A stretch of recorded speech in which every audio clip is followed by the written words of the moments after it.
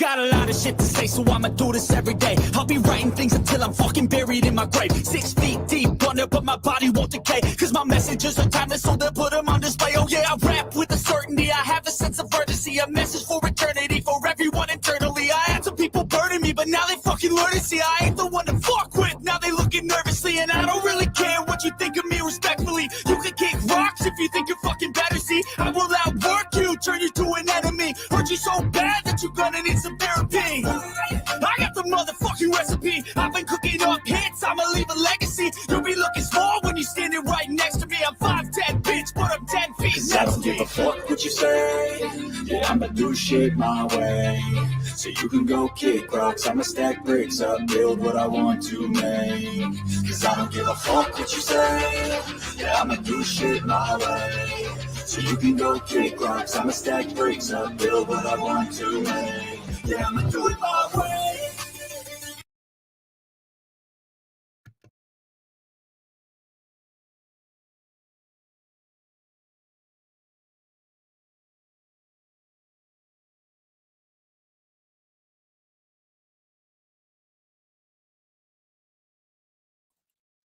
It'd be much better if I unmuted. I took that from an old one. I wasn't expecting my starter to end so quickly. Never mind. We are in a very interesting position, I've got to say. This is something that has not made the headlines. It's not made the headlines anywhere. And I can understand why. Let me bring this up. Yeah, that one. Let's share this. Nearly half of Britons say women's equality has gone far enough. If I do that, does it pin it? I'm not sure. I've started it. I don't know if it pins it. But there's a StreamYard link in the side if anybody wants to join in. Hello, Nerdy. Nice to see you. So, on the 4th of March, 2024. No, I don't know how to pin it. I think if I go to my actual channel,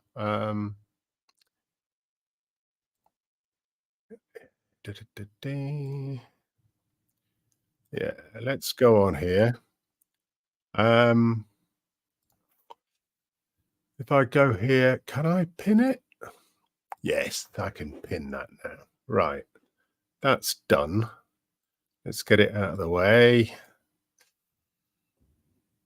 Get that out of the way. Right, I can see what's going on now. I'm a winner. I'm a winner. Thanks, Nerdy.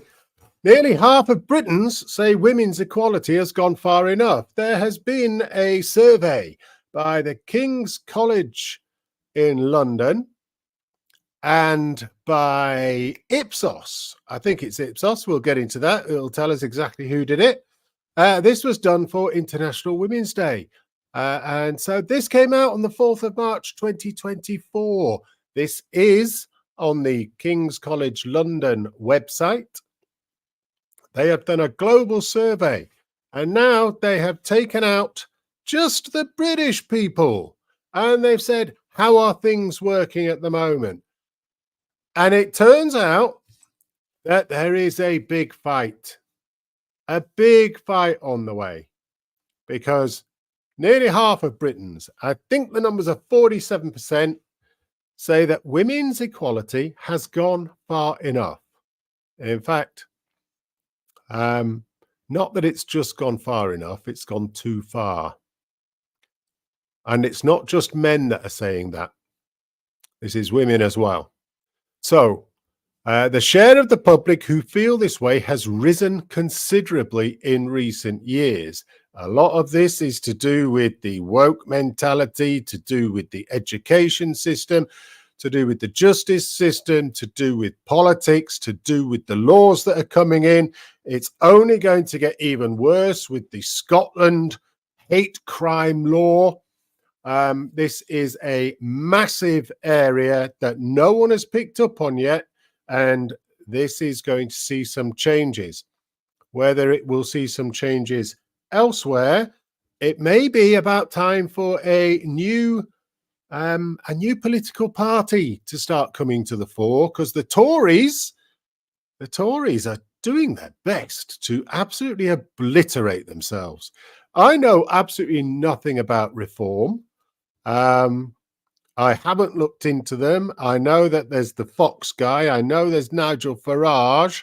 And I know that there's some guy, Tice, who seems to be very pro-Ukraine. There's always going to be bits that you disagree with in any political party, and that you just have to suck up. Let's have a quick look. Nerdy says, I think it hasn't gone far enough yet. Men should be able to stay at home and look after the children while the women go out to work on all the oil rigs, down the mines, doing the rubbish collection. I'd add in, you clearly can't add in the extra bits because of the letter space that is available to you. Should we add sewage, construction, waste, water, information technology, landlines, power lines, fitters, plumbers, electricians, construction workers, laborers, the army, all those infrastructure aspects that are required. I'm not sure, Nerdy, I'm not sure that Britain would look better like that. Britain will always be better with the best people being able to do the best jobs. And there's some interesting findings from this survey. Let's get into it, shall we? The share of the public who feel this way has risen considerably. Nearly half of Britons say women's equality has gone far enough. If anybody's got anything that they wish to say on this subject, please come and join in. The StreamYard link is pinned at the top. British data, GB data, within a global study carried out in 31 countries by IPSOS in collaboration with the Global Institute for Women's Leadership at King's College, London, for International Women's Day, shows... Now, before I get into what it shows, this is a really interesting outcome because they're not going to like it. This was done for them, for the Institute for Women's Leadership. The Institute for Women's Leadership will have been looking for a lot of push towards, we need more women in leadership. I'd like to see, to take up Nerdy's point, I'd like to see a bit of balance across this thing. Women's leadership is one thing. Women in normal jobs might be a good one.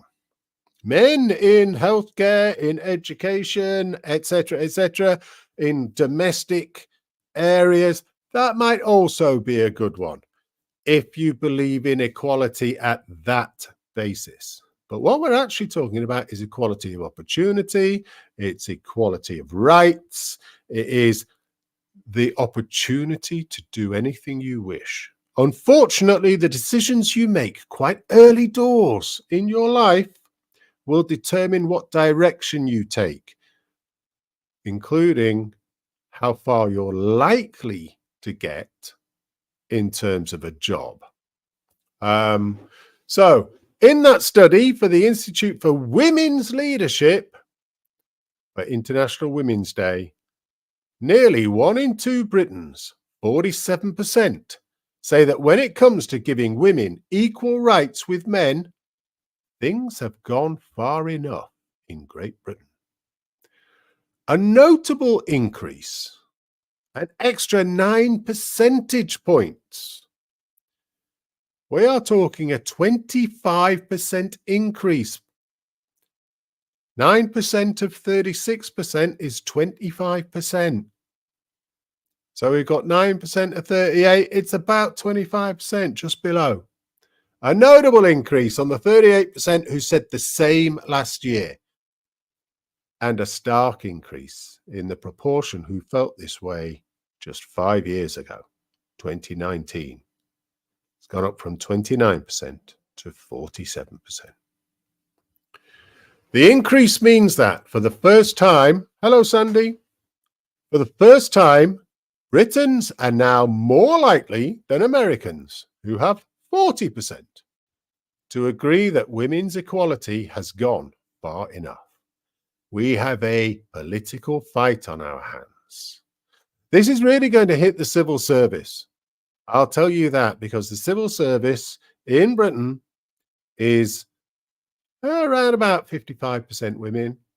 Some of the departments are 60% or more women, and they still claim that they are requiring further help. They still claim that more needs to be done for women. I'll get into that later. I'll get into that. Sandy says, let's first go. Nerdy says 100% pure sexism. I'm merely reading what's on the screen, Nerdy, and adding a little bit. And Sandy says, okay, men are 100% wrong most of the time. Okay. Yeah. I have to agree with Sandy because she always puts me right. But the increase means, just for Sandy's benefit, you weren't here before. This is not just men that are saying this. This is Britons. It doesn't say British men are saying this. It doesn't say 47% of British men. This is 47% of all of the people in this survey from Britain who answered. Women's equality has gone far enough, and there is a fight on our hands. Nerdy thinks that women are accepting low-value men now. Okay.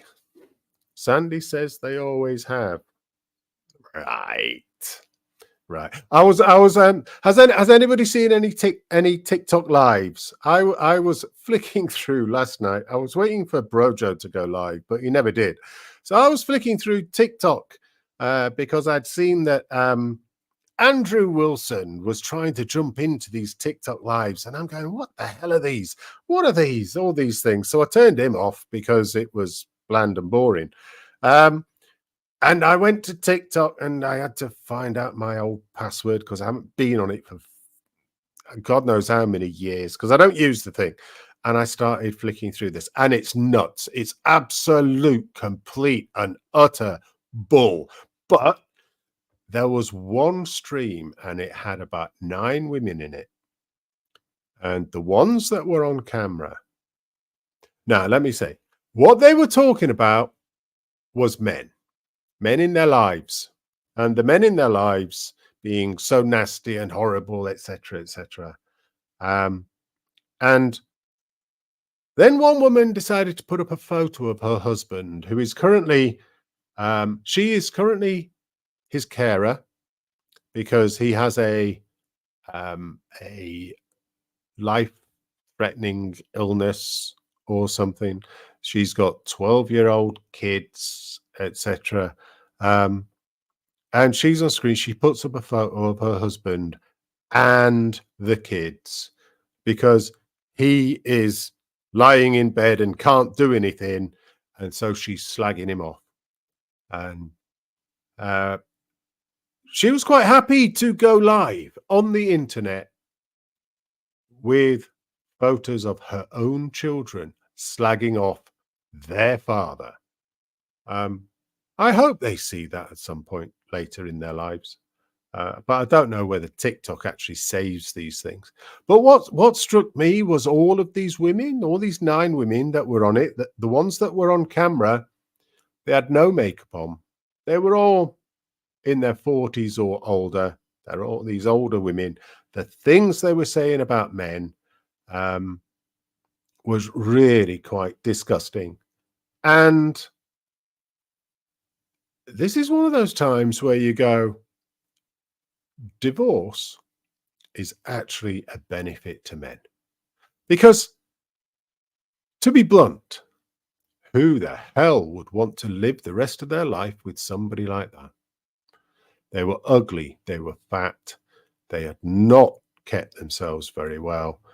the stuff they were saying, you can just imagine the way that they treat their men, especially when they're ill, and the way they treat their children. It doesn't matter whether they take everything of yours. Just build your own life back up, because you will always be better off without these type of women. They are vile. So, for the first time, Britons are now more likely than Americans, at 40%, to agree that women's equality has gone far enough. However, an almost equal share, 43% of Britons, disagree with this statement, underscoring the continued polarization of attitudes regarding gender equality. So we've got 43% and we've got 47%. We're on a fight. We're on a big fight now. But the team that is moving upwards are those that say, we've gone far enough. We have equality. What extra rights do men have? What extra opportunities do men have? What extra privileges do men have over women that still, in law, in society, in our culture, that still need to be resolved? I can't think of one. I can think of many privileges that women have that men do not. Many rights, particularly positive discrimination, particularly the ability in business, in careers, to develop women-only societies and groups and pushing people forward. The ability to discriminate in your recruitment practices. This is where the civil service goes wrong. The civil service has over 60% of the lowest levels, the entry levels to the civil service. Over 60% of the people that they employ are women into those entry level positions, guaranteeing that over time, instead of it being just 55% women, 45% men in total, it's going to be about 70-30, which is inequality by definition. Anything over 55% is inequality. We're already unequal in our civil service in the UK, massively unequal. And if you keep pushing women at the bottom to come in, over time, it's going to be full of women rather than 50-50 equality. And the problem with all of this, just pushing women in at the bottom, if you've got 50% everywhere else throughout all of the management positions, if the vast majority of those at the bottom, and the people at the bottom are always the majority of people in total, around about 50%, if not more, if the majority of those are women, you're always going to have, based on the way the pay gap report statistics are done, you're always going to have women are paid less, despite the fact they are the majority, and despite the fact that they purposefully bring in more women into new entrant roles at the bottom of the organization. If you want equality in the civil service, if you want equality in politics, if you want equality throughout the system, you need around about 50% all the way through all of those grades, all of the leadership positions. And that 50% is there all the way through, except at the very bottom, where HR focuses its marketing towards women only. And I think I know what the reason for that is. It must be because they go to universities. And is anybody trying to tell me that all those jobs at the bottom of the civil service require a degree? No, bullshit. Absolute bullshit. Nobody needs a degree to be a general civil servant. No one. If you're intelligent enough, you go in at the bottom, you will rise, and rightly so. It's a hierarchically based situation. organization, should I say. Sandy says, wait, what is positive discrimination? Positive discrimination is when you positively discriminate on behalf of one sector of society, which negatively discriminates against others. So, almost an almost equal share of Britons, 43%, disagree with this statement, the statement being that women's equality has gone far enough, underscoring the continued polarization of attitudes regarding gender equality. Just quickly, to go back to the civil service ideas of how to look at those statistics, instead of looking at it from an objective manner, which I just have done, which would say if you want to equalize things, especially on the gender pay gap, if you want to get to nearly 50-50 or exactly 50-50, you have 50% all the way through in terms of the grades. If you want to do that, then you equalize throughout the grades.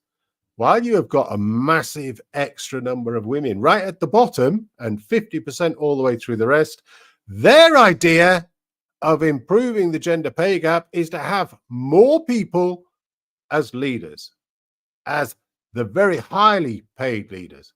So if they get 80 or 90% of women in the very top roles, all the top roles, they might bring the gender pay gap down. It'll never work. It'll never work. And the way that you can look at that is just by having everybody being female except one man. You put one man in who is earning just above the average, just above the median or the mean. And that will show there's a gender pay gap, and women must be paid more. More, we say, more. Please, sir, can I have some more? Overall, more than half of Britons have no preference as to whether their boss, 61%, or political leader, 69%, is a man or a woman.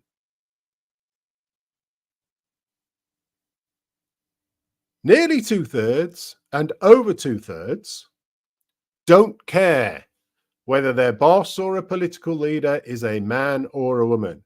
I would say we're pretty damn close to achieving in people's minds that, hey, we're equal. And it makes no difference. The brains, the intellect is not dependent on gender. This is what this is saying. Further, a majority considers leaders of both genders to be equally successful at delivering across most objectives asked about, or equally unsuccessful, because most of our politicians are a bunch of assholes, irrespective which party you flaming well voting. Then there's your bosses at work. Some bosses are assholes, some bosses are great. Who knows? Who knows? Depends what you're looking for out of a boss.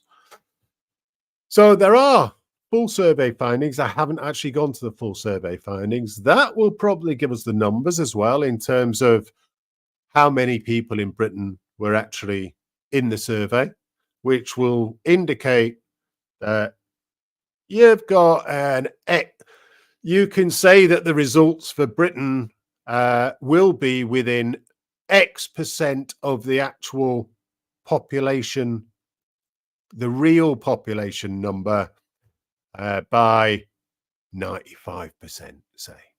You're 95% certain that you're within 3% of the actual number for each of the things that come out on it. Something like that. Nearly half of Britons, 47%, say that when it comes to giving women equal rights with men, things have gone far enough.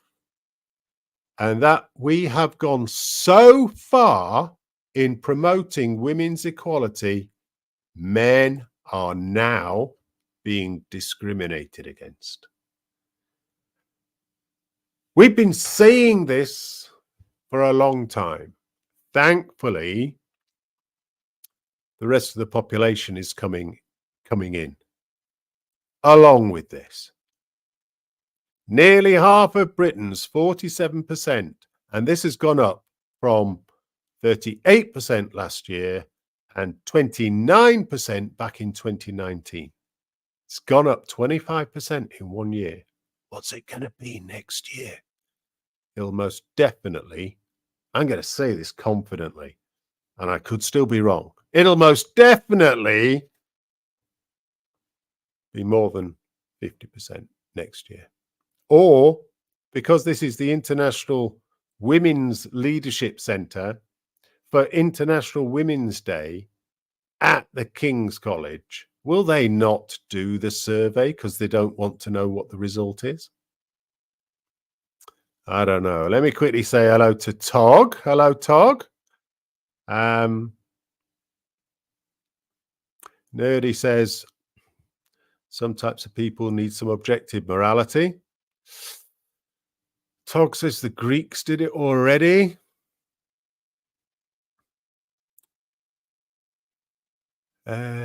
We should probably blame Brojo for this lecture. I'm not giving a lecture. I'm merely reading out what's there and then just adding a bit of my stuff. Thank you, Sandy. Nerdy says, I think we need to blame feminists. No one's blaming anyone here. This is just people are saying, yeah, it's gone far enough. We've done enough. And actually, it's gone too far. We're now discriminating against men. So put a flaming pin in it. Freddie Mercury was innocent. Let's blame the king. No, better yet, let's blame the queen. Poor Elvis. No way. Freddie Mercury was innocent. I agree. Freddie was innocent. So far, in promoting women's equality, men are now being discriminated against. Nearly 1 in 2 Britons, 47%, say that when it comes to giving women equal rights with men, the way they word it is things have gone far enough. The way I word it is we're there. We've done it. We've achieved it. We are equal. We have equal rights. We have equal opportunity. The differentiations that are now there are now dependent on the decisions individual people take throughout their lives. If you choose to be an asshole all the way through your childhood and you don't work at school, you're not going to get an education, which leads you possibly down, for men, a construction labourer or a tradesperson route. Not by choice, but you can't really do anything else. You might get a paper round or something, or you might work in McDonald's. For women, you might choose, I don't know, Only Fools or whatever, and you'll probably make lots of money. And then say, well, education's a load of bullshit anyway, because I'm making more money now for 3 years until people realize what I really look like and what I am really like. So things have gone far enough. We are there. We've done it. Compared to 38% who said the same last year. And for the first time in this data series, a majority, 56% of men now hold this view, up 12 percentage points. It was 44% last year, while the equivalent figure for women is 39%, an increase from 34% last year. 5 percentage points for women. Even women, 4 out of 10 women are saying it's gone far enough. We're there. We have equality. Let's get back to actually working together as a society, working together to solve the problems together. A majority of men hold this view. 56% and 39%. If somebody developed a political party, we've got an election coming up this year. An election for government. If somebody developed a political party, they would get a lot of money from a lot of businesses pushing, we have gone far enough. In fact, we've gone too far. We need changes to X, Y, and Z. I think they'd get in. And it just needs that. We need a party which is focused on law and order. a party which is focused on principles, a party which is focused on equality, a party which is focused on one law for all. You do the same crime, you get the same punishment. You bring a case falsely against somebody, you get the punishment that that person would have got if they'd been guilty. As long as it can be proven it was a false, purposefully false accusation. There are dangers in place right now. We see it all the time. There are big, flaming dangers in place right now for men just because women say something, whether they've met those women ever in their lives or not. You'll have seen at the beginning, I accidentally had the hashtag believe all women, hashtag kill all men thing come up from a previous video of mine because I was just showing my beginning bit. It's like, that's going to disappear. We need a new political party that's going to do that. I don't know whether Reform are that party. I haven't looked into them. But 39% of women think that it's gone far enough. We don't need to focus on this anymore. While the public is divided about how men and women are treated by various institutions within Britain, this is where this starts getting really difficult to understand what they're saying. Okay? Very difficult. The largest minority share of the public perceives most institutions as treating women the same as men. I don't know how to actually parse out what the hell they mean. Okay, the largest minority share. A minority share is something below 50%, but it's the largest share. So it's the largest minority share. So let's say I'm going to just pull out a number, 40%. 40%, which is the biggest number out of all of it, perceive most institutions are treating women the same as men. But the public's divided about it. So there's a difference between men and women. Why can't they pass this out and actually put it into plain English? I don't know. Because this gets even worse to try and understand. Exceptions to this include social media. 37% say they think women are treated worse than men. What, in social media? Or if the answer comes from people who answered the questions on social media? I don't know. Institutions. So social media as an institution. Does social media treat women the same as men, worse than men, or better than men? Okay, let's say that was the question. Does social media treat women better, worse, or the same as men? 37% think women are treated worse than men in social media. That's apparently an institution. 32% think women and men are treated equally. 17% think women are treated better. Okay, so equal or better, 49% of people think that women are treated equally or better than men.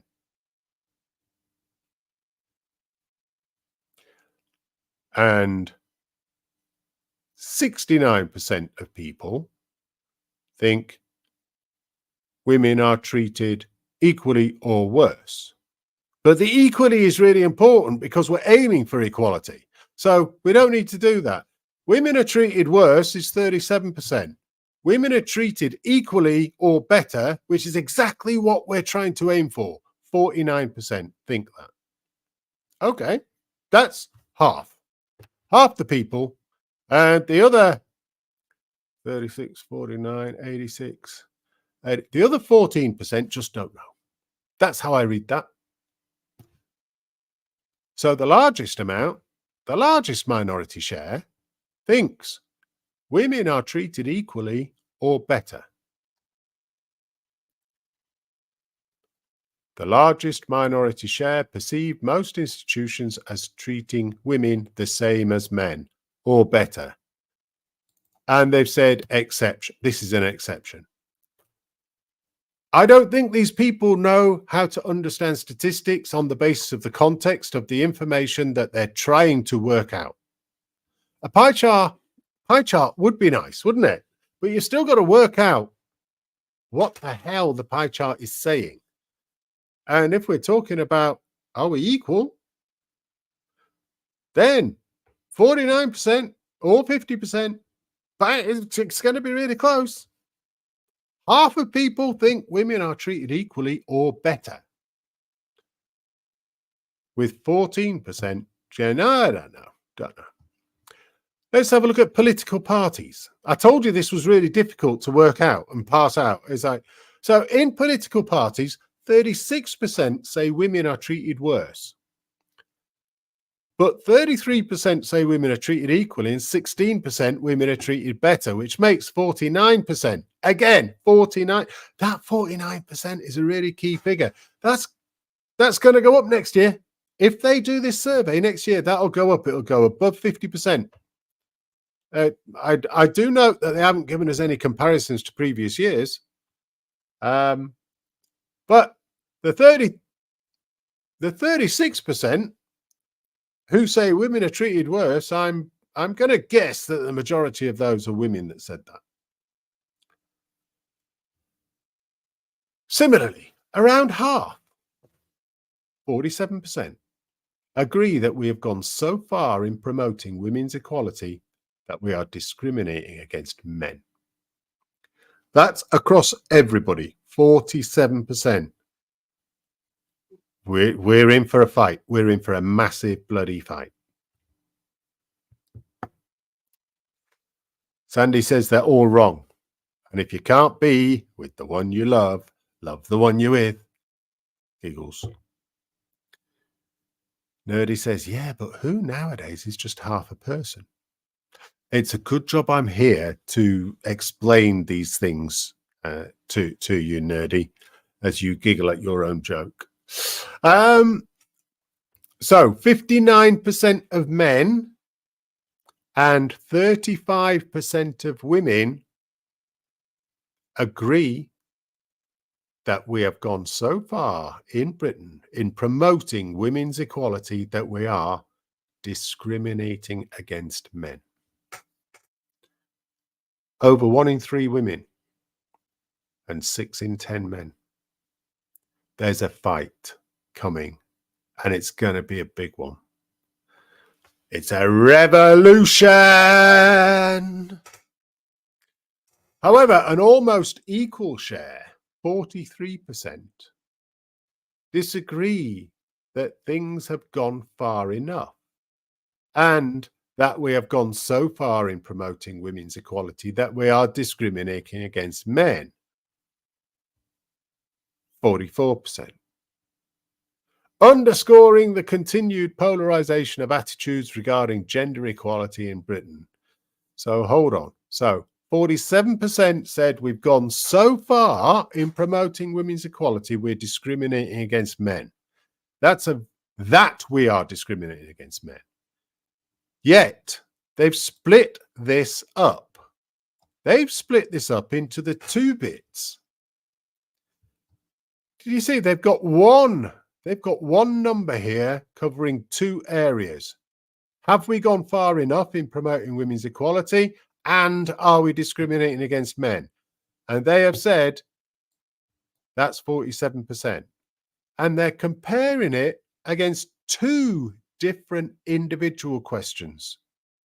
I've no idea what the numbers are, and I can't be bothered to go and look at their numbers that they actually had on their thing. If anybody wants to look for this, all you have to do is look for nearly half of Britons say women's equality has gone far enough at the King's College. And you'll be able to get this article and go into the data. But the 43% and the 44%, you see, those two numbers won't. When you add those two numbers together, they won't exactly match. So you're likely to be around about 30% who agree with both aspects. Some people could disagree that things have gone far enough while agreeing that promoting women's equality means we're discriminating against men because they might want to discriminate against men. A bit like the racism aspects of people of color. Am I allowed to say people of color? People of all different colors, people of all different races, all the non-whites want to discriminate and segregate in some ways against white people. White people not allowed. We're going to see those. We will see those posters in cafe bars and in theaters and cinemas. It's a blackout night here. No whites allowed. No whites, no Irish, no gypsies. It's going to say that.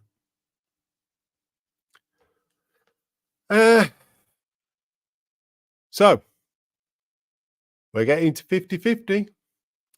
While 66% of people in Great Britain agree that women won't achieve equality in their country unless men take actions to support women's rights too. Now, that is a completely biased question, considering everybody's already agreeing, or 50% are already agreeing that we have equality, or you've actually gone so far that you're discriminating against men. So we won't achieve equality in our country unless men take actions to support women's rights to bring it back to equality, I guess. 65% of men and 68% of women agree women won't, which is a future thing, achieve equality. I don't think people understood this question at all, because it doesn't make sense if you've got 47% of the total saying we've gone far enough. They've done something here with their numbers. This looks like propaganda. This really does. It looks like they're twisting something. The term feminist remains challenging for a large share of Britons, with only 2 in 5, 43%, identifying with the term. An increase of 8 percentage points compared to 2019.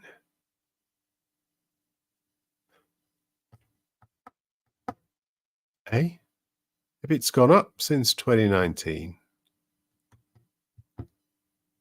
I don't get it. I don't know. I don't know how to understand that, because it doesn't make sense.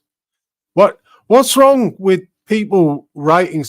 Just because you're a statistician or you're an ideological wanker who doesn't know how to put things into plain English, it doesn't mean that you can't employ somebody that can actually work out what it means so that everyone else can understand what the fuck it means. Dear me. If only there was a link to the article in the video description. There will be, Nerdy. There will be after this. I just hadn't had time to do it. What do we want? Discrimination against men. When do we want it? Sandy, hit live. Have I ended the stream or something? Nerdy says, I can't be bothered to search. I'm a man and my time is valuable. I'm with you there. I'm with you there, brother. If only there was somebody who was versed in statistics who could take the actual data and present it in a more meaningful way. I am, but I can't be asked to look at the data. I'm enjoying ranting about the fact that the person that's writing about this doesn't know how to convert the data into plain English so that normal people can understand it, let alone statistical experts like me looking at it, being able to fucking understand it. And yeah, I am a statistical expert. That is my background. But this doesn't make sense. It doesn't make sense. because you have to make assumptions as to what they're actually meaning here. With only 2 in 5 identifying with the term feminist, but it's an increase of 8 percentage points. Why have you got only? Why isn't that a positive for the feminists? We're up to 2 in 5, and it used to be 1 in 3. 35%. 33% is 1 in 3. Only used to be 1 in 3 people identified with the term. Now it's 2 in 5. We've gone up. We've gone up by 8 percentage points from 5 years ago. They didn't do it that way. They put it into a negative. Only 2 in 5. What a bunch of assholes. Most Britons have no preference in the gender of their bosses or political leaders. Overall, people tended to think that male and female politicians are equally good or bad at delivering various objectives. It doesn't seem to matter. And I think we've proven that over the last 10 years here in the UK. We've gone, now let's go the last 7 or 8 years. We've gone from Theresa May to Boris the fucking idiot, to Liz Truss the lettuce, to Rishi Sunak the fucking trust fund baby. What have they done? Prior to that, it was David Cameron, the lemon, the fucking, and he's back. So, hey, doesn't matter. Doesn't matter at all what gender they are. They all fuck up if they're Tories. Because they're...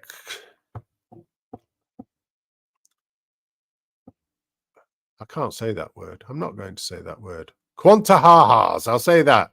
Because they're all quantahahas. I've stolen that from Aaron Clary. Thank you, Aaron. Anyway, I feel like there should be some kind of drop that I should have on some of this shit.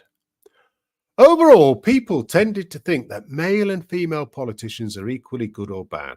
Among Britons who perceive there to be a difference between male and female politicians, the ones who think there are a difference. So what were the numbers here? Doesn't say. Doesn't say. Of the ones who think there's a difference between male and female politicians, some are better than the others. They're more likely to think that male politicians are better at treating men fairly and benefiting the rich. By contrast, the ones who perceive there's a difference they are more likely to think that female politicians are better at treating women fairly, treating those with LGBT plus identities fairly, benefiting the less advantaged, being honest and ethical, treating ethnic minorities fairly. I'm going to have to come back to this word. Respecting the climate. What? What? Since when? Since when have they given a shit about the climate? Give me the money! I need a big fuck off SUV. I don't have any children, but I need a fucking big car with diesel on the back of it. And women spend taxpayers' money wisely. What evidence is there for that? What the fuck? Whoever said, I mean, just think, right? Just think. Here's a load of free money. Go and spend it wisely. What do women come back with? Oh, that was a bit sexist, wasn't it? The word fairly. Fairly, we've got it here. We got men think men are better at treating men fairly. Women, the public, more likely to think female politicians are better at treating women fairly. See, This just looks like it's the biases of the people who are saying something here. And the word fairly needs to come in. Treating those with LGBT plus identities fairly. That depends on whether you agree that they need fucking some kind of discrimination in some way. Men just want people to live their fucking lives the way they want to live their lives, and don't impose your ideology on everyone else, which is exactly what this fucking group does. Well, no longer the L's, no longer the G's, no longer the B's. It's the T's that demand. They demand something. Benefiting the less advantaged. Oh, yes, let's all pay a load more tax so we can give money to lazy fat cunts, quantahahas, so that they don't have to go to work. And then they can just get an under-the-counter job. Or they can sell drugs or something. Being honest and ethical. Since when can you expect any politicians to be honest and ethical? This is stupid. The idea that anybody finds politicians honest or ethical is just lacks any kind of objective understanding of what the fuck politics is about. And all of them lie. All of them. This particular bit just shows the stupidity of the people that answered the fucking survey, who had a predilection towards thinking that female politicians are better at something, rather than just saying they're fucking equal. Because none of them are honest and ethical. You haven't defined the word fairly. You don't need to treat certain people fairly. You need to treat everybody fairly. Respecting the climate, that's bullshit. Spending taxpayers' money wisely, fucking bollocks. Men are more likely than women in Great Britain to say that men are better than women at delivering on all objectives. Well, no shit. That's because they're not objective either. But they didn't give the numbers. But this is of the ones that thought that there was a difference. So the other way around would be women are more likely than men in Great Britain to say that women are better than men at delivering on all objectives. And we get that all the time. Do you need a man? Fuck off, no. Do I fuck need a man? Why do I need a man? Kill all men. Hashtag. Similarly, in a business context, the majority of the British public tend to think that male and female business leaders are equally good or bad at delivering various objectives. I'm sure I said that earlier. Oh, but this is a business context. Okay, so there's no fucking difference, but they haven't given the numbers. Among those who perceive there's to be a difference between male and female business leaders, male business leaders are better at treating men fairly. Female business leaders are better at treating women fairly, treating those with LGBT plus identities fairly, making sure the company or organization operates in an ethical way, and treating ethnic minorities fairly. The same people tick the same fucking boxes. You might as well just strike that out, because it's clearly not objective. Most Britons have no preference in the gender of their political leaders or bosses. Done this. Said it. In line with the perceived even performance between male and female leaders, the majority of Britons say they have no preference whether their political leader or boss is a man or a woman. 70%, well, 69%, I'm going to go 70% say they have no preference as to the gender of their political leader, with this opinion being held more so by baby boomers than other generations. That's really this is really interesting, actually.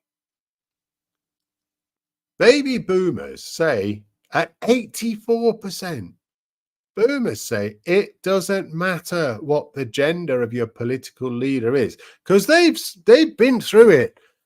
In Britain, the baby boomers have been through the whole cycle of all the men prior to Margaret Thatcher. Then there was Margaret Thatcher. Then there was some men. Then there was Theresa May. Then there was Liz Truss. Could have been Kemi Badenoch at some point. Might still be. And they're going, yeah, they're all shit. It doesn't matter who it is. It doesn't matter what the gender is. Whereas Gen X,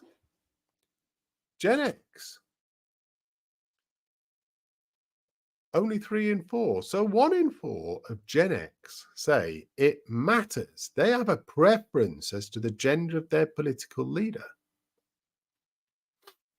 I wonder what that preference is. Millennials, 4 out of 10 have a preference to the gender of their political leader. And nearly half of Gen Z have a preference to the gender of their political leader. Talk about ideologically biased. Just wait till you're the age of the fucking baby boomers and you realize how you fucked up with the fucking people you put into leadership in politics. Because you will. Those with a preference are more likely to say they would prefer a man, 17%, than a woman, 12%, with preference linked to respondents' gender. Well, there's no fucking surprise, is it? Men are 4 times more likely than women in Great Britain to say they would prefer their political leader to be a man. Hang on. Now, this is where statistics comes in. Those with a preference, okay? So it's 30%. 70% said they've got no preference. So 30% say they have a preference. Those with a preference. Men are 4 times more likely than women in Great Britain to say they would prefer their political leader to be a man. 28%. 28% of 30% is 10%. Nearly 10%. If the whole of that 30% was men, but it won't be. So there's a problem here. A big problem. Let's say here, the preference linked to respondents' gender.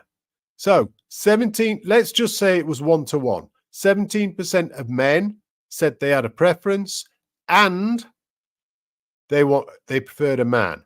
12% of women had a preference and they preferred a woman. Let's just assume that, okay? So 17% of men said they'd prefer a man, of which men are 4 times more likely than women in Great Britain to say they prefer their political leader to a man, to be a man. 28%. 28% of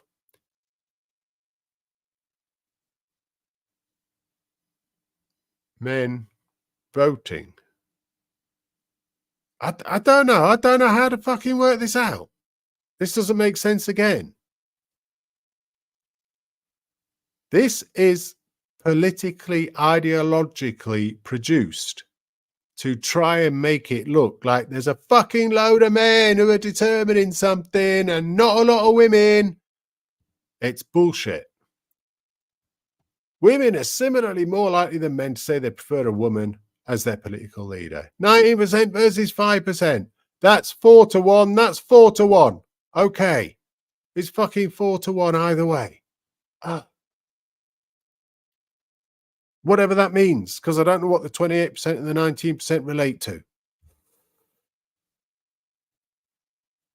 There's a load of stuff about the work context. The majority of the British public have no preference in the gender of their boss, but then they're going to go down into bits about men and women and Gen Z and millennials, blah, blah, blah, and you won't be able to work out what the fuck they mean. Here we go. Here's the interesting stuff. This is a professor. Before I get into that, let's have a look at the side chat. Oh, I missed 420. How far back do I have to go?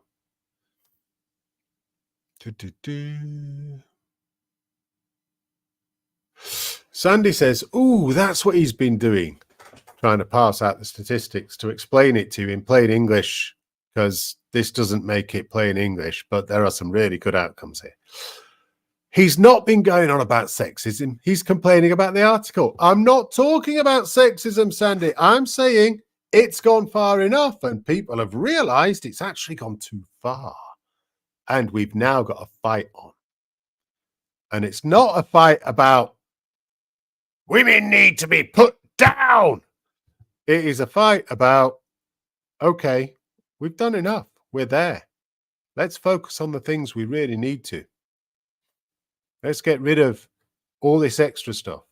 Let's focus on bringing equality, not making sure there is inequality by favoring women.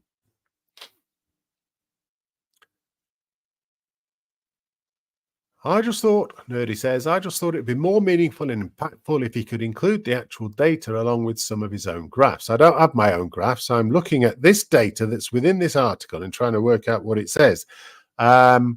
And I haven't gone to the actual data because that would take a lot more to work out what the hell it's saying. Yeah, I could do it, but I can't be asked. It's getting late and my eyes are drooping. Yes, it's sexism light, says Nerdy.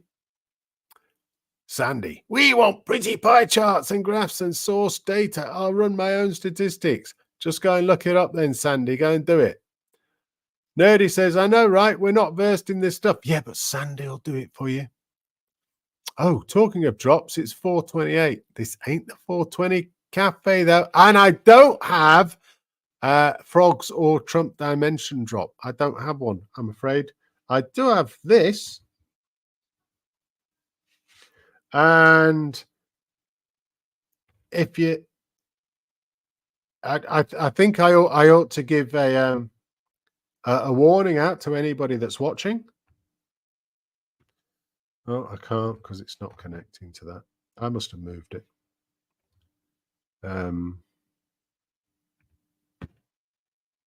How's about that? How's about that one? Nerdy says, Sandy says that whole sentence is biased.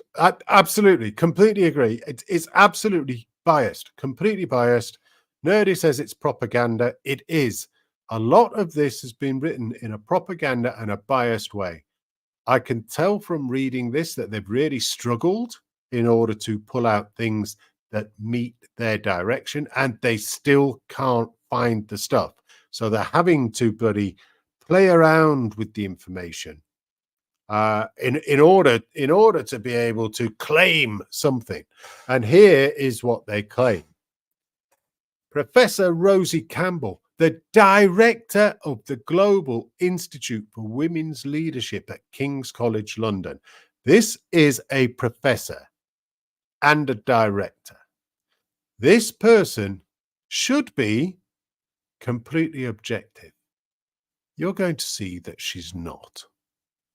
She is also the person responsible for this survey and its results, and for producing the information that I have gone through.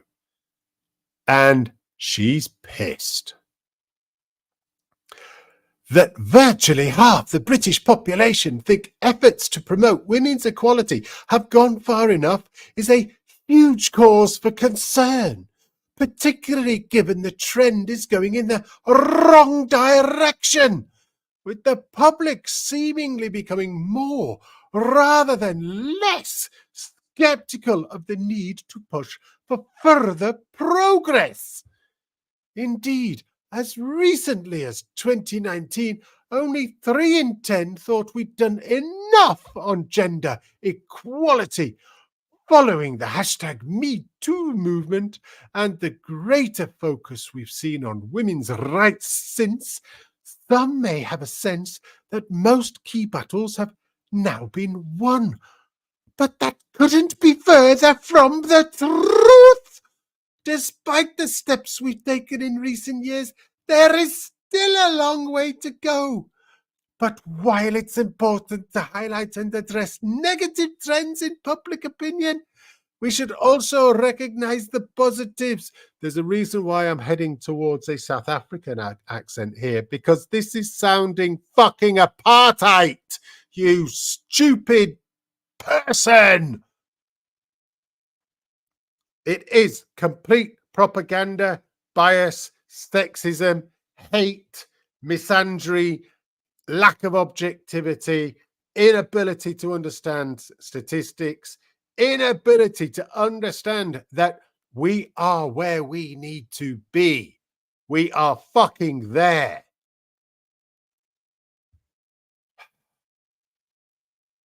And this data also provides some cause for optimism, with a slight rise, particularly among women, in the share of the public who identify as feminists.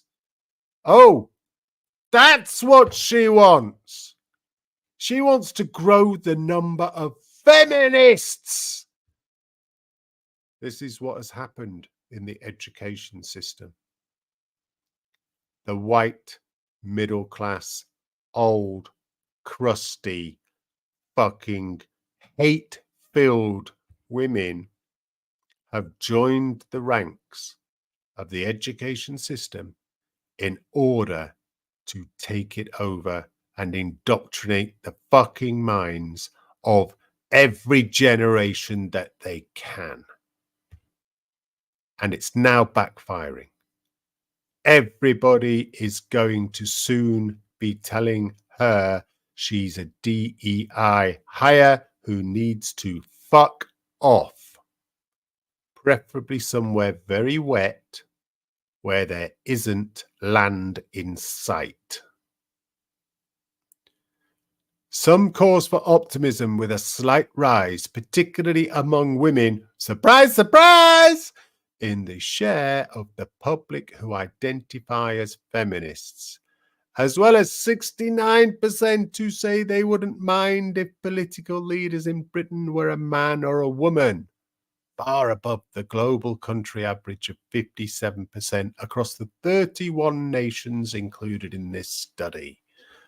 So instead of saying 7 out of 10 people in Britain think we are there, 7 out of 10 people recognize that it is no different whether you have a man or a woman. Men and women deliver equally as political leaders. Men and women deliver equally as business leaders. Men and women deliver equally as managers. Whatever level, all the way up. It doesn't matter whether your fucking boss is a man or a woman. 7 in 10 people say, yes, it doesn't matter. That's called equality. But she's a feminist. And this stuff that she's written here proves feminists do not want equality. Feminists hate the fucking idea of equality. Feminists want superiority. Feminists want supremacy. This is a supremacy movement. And that's why we've got to fight. This fight is going to be the biggest one after we've all forgotten about Ukraine, because country 404 won't exist. But that's nothing to do with us, because we're doing our best to make sure they win, of course, but it won't exist, because while we keep on helping them to help themselves, they'll just keep getting annihilated and there won't be any of the fuckers left. So, yeah, there won't be a country 404. It will become Russia. Well done. Well done, the West. Well done, Ukraine. How to self-genocide. Fantastic. What a great idea. Kelly Beaver, MBE. Chief Executive of IPSOS, UK and Ireland. IPSOS is the country's biggest statistical survey provider and analyst. And Kelly Beaver is the chief executive. I wonder what type of ideological bias Kelly Beaver fucking has. The findings of our research serve as a salutary reminder that the concept of gender equality in the workplace and its impact on our wider society is more complex than we sometimes think. Whilst the boards of FTSE 350 companies are now 42% female, more needs to be done. I can't do that anymore. It's killing my fucking throat. More needs to be done to explain the practical benefits that a greater diversity of perspective can bring to business. How can you have a greater diversity to business when we're fucking equal? We are fucking equal. This woman is merely looking at businesses must have women at the fucking top. But guess what? The only people that want to be at the top are egotistical, narcissistic, psychotic, psychopathic assholes. They are power-hungry egomaniacs. Now, those people need to be at the top, yes. Because they're the people that will push things forward. I'm not saying that those traits are bad. They are bad. As far as I'm concerned, I fucking hate them because it's not me. But they're bad characteristics, but they are the characteristics that are needed for people at the top. In order to get to the top and to stay at the top, because you've got those characteristics, your focus is 100%, 100% on the business. It's not on the family. It's not on your partner. It's not on your children. And I really don't understand why anybody would want a life like that, because it is not a work-life balance. Not a work-life balance at all. It's shit. It is people whose whole life is focused on working. Now, I don't have a problem with people being like that, but I don't think there are a vast number of women. I don't think there are as many women as men that are prepared to do that. And I am not getting at women about that. I'm saying they're the fucking sensible ones. If you want to maintain your sanity, your mental health, if you want to have a family, if you want to be involved in having a work-life balance, then, and we have Brojo backstage, then once you've got those things in place, you'll be quite happy. But I don't think people will be happy, most of them, at being at the top of these companies. And if you're not going to dedicate your fucking life to the top of these companies, you're likely to fuck that company over. That company's going to go down, which seems to be what happens to a lot of companies at the moment that are run by people who do not dedicate 15 or 16 hours of their day to that company. I've only got a couple of lines left, and then we'll bring in Brojo for his perspective on this. So this Kelly Beaver, who is the chief executive of IPSOS, continues. More needs to be done to explain the practical benefits that a greater diversity of perspective can bring to business, rather than taking it for granted that equality in the workplace will be universally welcomed as a good thing in itself. What? They've already said up above, 7 out of 10 people in Britain, male and female, that's together, 7 in 10, do not care whether their boss is a man or a woman.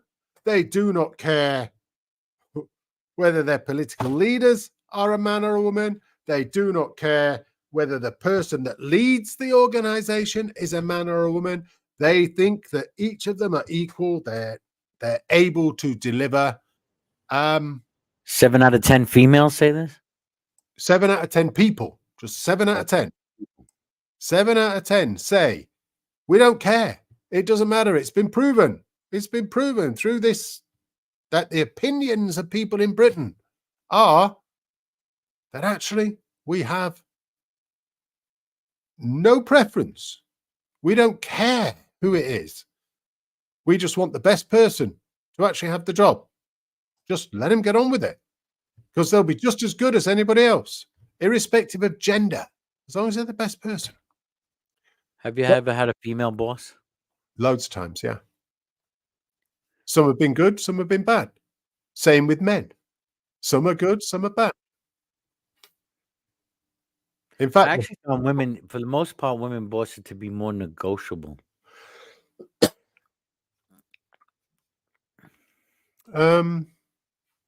in a lot of ways. I don't know what you But mean by then you have the negotiable. female bosses who are trying to prove something, and be a man, Then you got those. Well, you've got male bosses that do that, and they're just bullying twats. And you've got male bosses who come along and they don't want to listen to you because they know better and they've already given you a direction, and you're having to go, that's a bad idea because X, Y, or Z. And here's the evidence of it. And they don't fucking like that at all. So there's swings and roundabouts with this. Hey, you're going to have good or bad in both. But this pisses me off. Men would be more authoritative, That's what I'm just saying. More dictatorial. Yes, men can be more dictatorial. They think they're right. Too rigid. They're just egotistical twats that don't understand the fucking data like these cunts don't understand it. It's all nature nurture thing. So the majority of people think that we have delivered diversity, and this woman at IPSOS thinks more needs to be done to explain the practical benefits that a greater diversity of perspective can bring to business. What the fuck does that mean in the context of the data that I've shown, that is written in this fucking document that she produced because she's the chief executive who actually ran the survey? They don't. This is bias and propaganda. This is ideology. She is a feminist demanding more, and supremacy. It's fucking ridiculous. Gender equality can only become a reality if both men and women buy into the advantages of reimagining the workplace so that it becomes more family friendly for all, not a competition between genders. Hang on. What the fuck? 50%, 47% now say we're there. We've done it. We've achieved it. This woman has the audacity to tell those half of the population that believe we're there. We've done it. We're now discriminating against men, and that's bad. We need to stop doing that. We've achieved equality, and more than that, we're now in the realms of supremacy for women because we're discriminating against men. We need but they to want stop more. that. But she wants and more. She wants more. More. Total dominance. She is playing around with the whole thing and putting this into her words because she's written this whole thing, or she's helped write it so that it's really confusing, which is why it's taken so long to go through the fucking thing. This is fucking terrible stuff. Gender equality can only become a reality. 50% of people are saying it is a reality already. We're there. And in fact, it's gone further than a reality. It is now discriminating against men. In Britain, 50% of people are saying it. This is going to be. It won't be the big thing. It won't be the big thing because nobody has covered this. No mainstream media has covered this because it's the wrong message. It's not the message that they want to give out. Our research, but our research found a majority of men now believe gender equality has gone too far. Ooh. Yeah, and we do believe gender equality has gone too far because we're being discriminated against, because it's shit. It now has to stop having positive discrimination for it, because you're already doing better than men. There's already 60% of women finish university degrees, while only 40% of the people who finish university degrees are men. That's already a massive disparity, a complete flip. You've got organizations that are more than 60% women. You've got some organizations and many little working women's clubs, I'm going to call them that, working women's clubs instead of the working men's clubs, because the working men's clubs were closed down because you couldn't have men-only places. You had to invite women in. The Boy Scouts is no longer the Boy Scouts, it's the Scouts. They have to allow women, girls in. But you can't have boys in the Girl Guides unless they identify, I suppose. Our research found a majority of men now believe gender equality has gone too far. And that's why we're going to fight. And there's going to be a big fight as long as it gets into the mainstream media. This suggests there needs to be an ongoing national conversation about the practicalities of achieving true equality. Do you see that? Do you see that? True equality. You lot are too fucking thick. 50% of you people out there that told us stuff in this service, you're too thick to understand what true equality is. Because if you knew what true equality was, you wouldn't have ticked that box that says, yes, we've achieved it, and in fact, we've gone too far.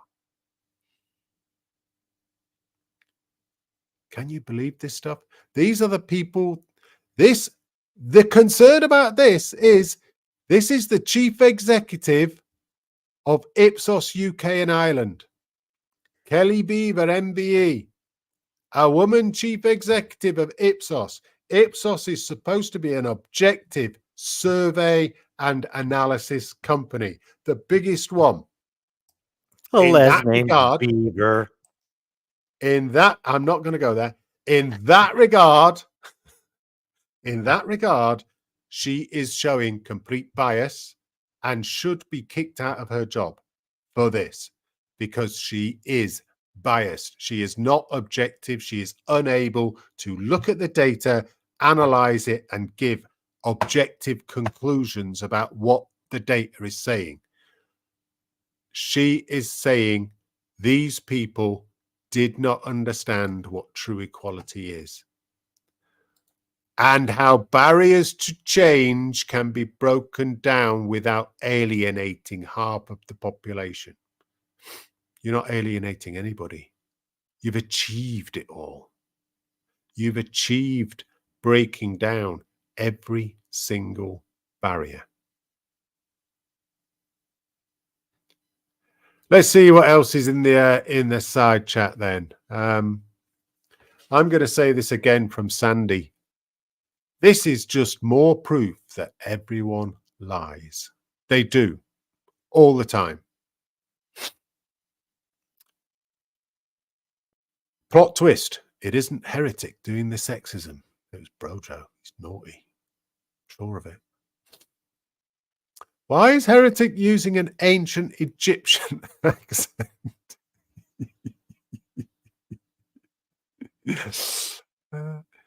Do we have any tape recordings of ancient Egyptian where we could understand what the accent was?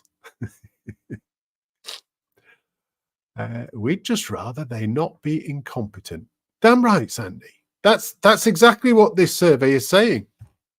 Well, it's not actually. It's saying they're just as fucking incompetent as each other. It doesn't matter whether they're male or female that are at the top. They're all fucking incompetent. Let me see. Because I can do this.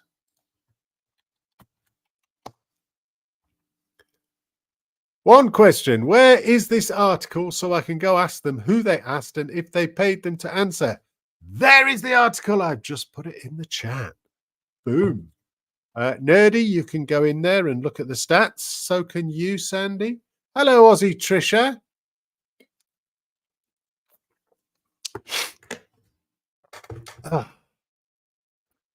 Sandy, all my jokes sound horrible, so I'm backspacing a lot. I hate to tell you about all your jokes. No, I won't go there. I won't go there. Okay. That's it. That's it from that article. It is. I shall just go over the headlines again for anybody who's joined late. On the 4th of March, 2024, King's College of London and IPSOS UK found for International Women's Day 2024 that nearly half of Britons say women's equality has gone far enough. And not only that, it has gone so far that... How many of those are women? It has gone so far that... Huh? We have gone so far in promoting women's equality that men are now being discriminated against. That's 47%. Now, the numbers between men and women are 39% women and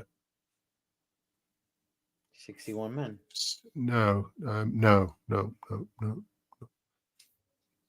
56% men and 39% women. So 4 in 10 women.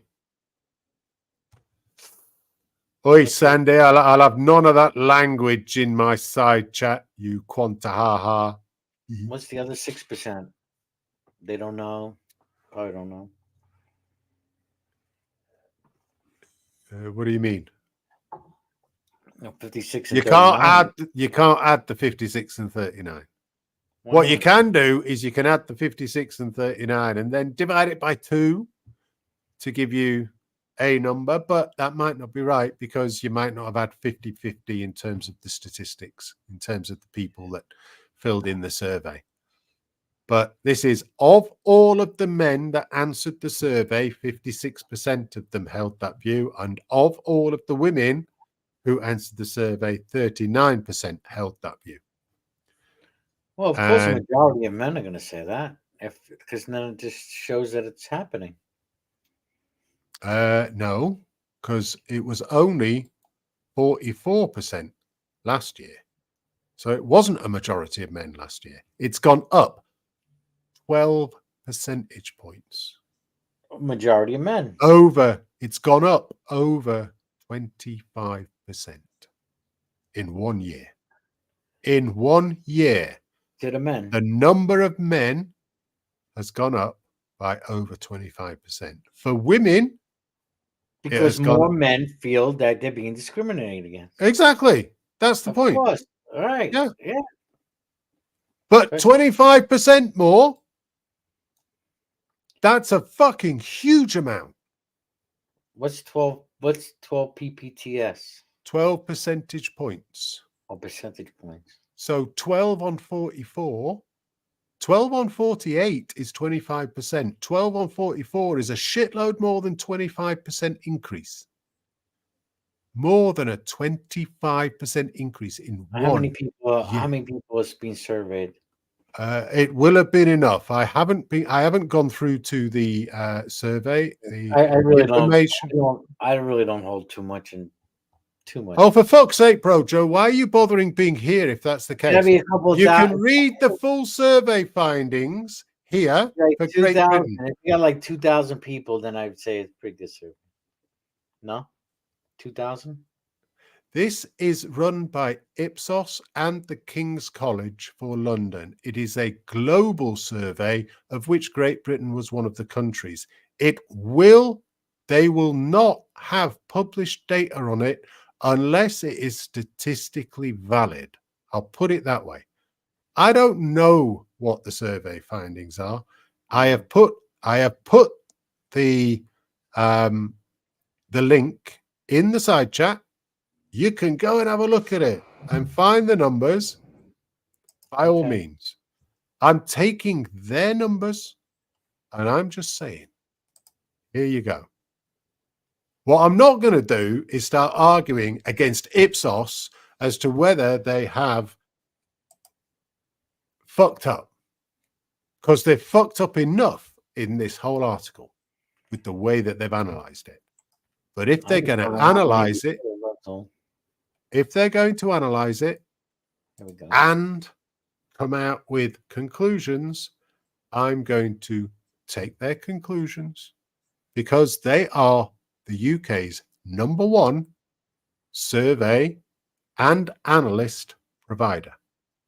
And King's College of London is also one of the highest and most well-renowned universities in Britain. So I don't really care about the numbers that are in it, because I'm just going to take their numbers that they give here and I'm going to argue them.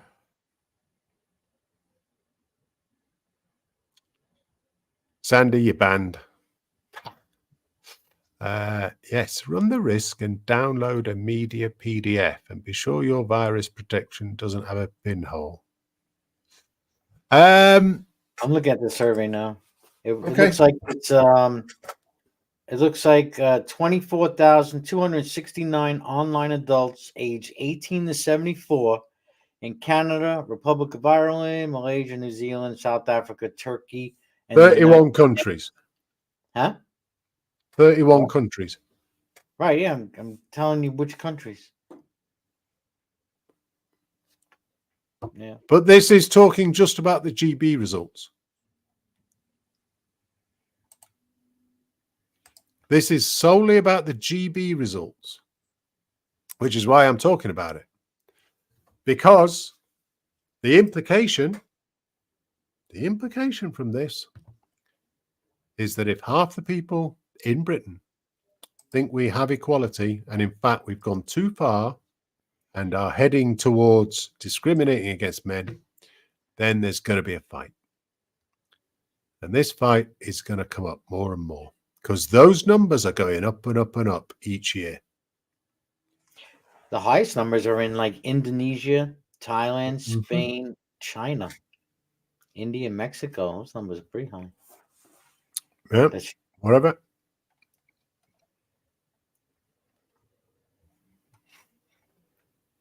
Yeah, they all say, yep, too much. But they're not Western countries, are they? No, Thailand, this is Thailand, Indonesia. Yeah. Thailand, Indonesia, Turkey. I'd turn around and go, well, you'd expect them to say that. But you said it was a global survey, and that's why it is a global survey. Yeah, so that's what I'm saying. I haven't focused at all whatsoever on any numbers from any other country, because I'm talking about the UK.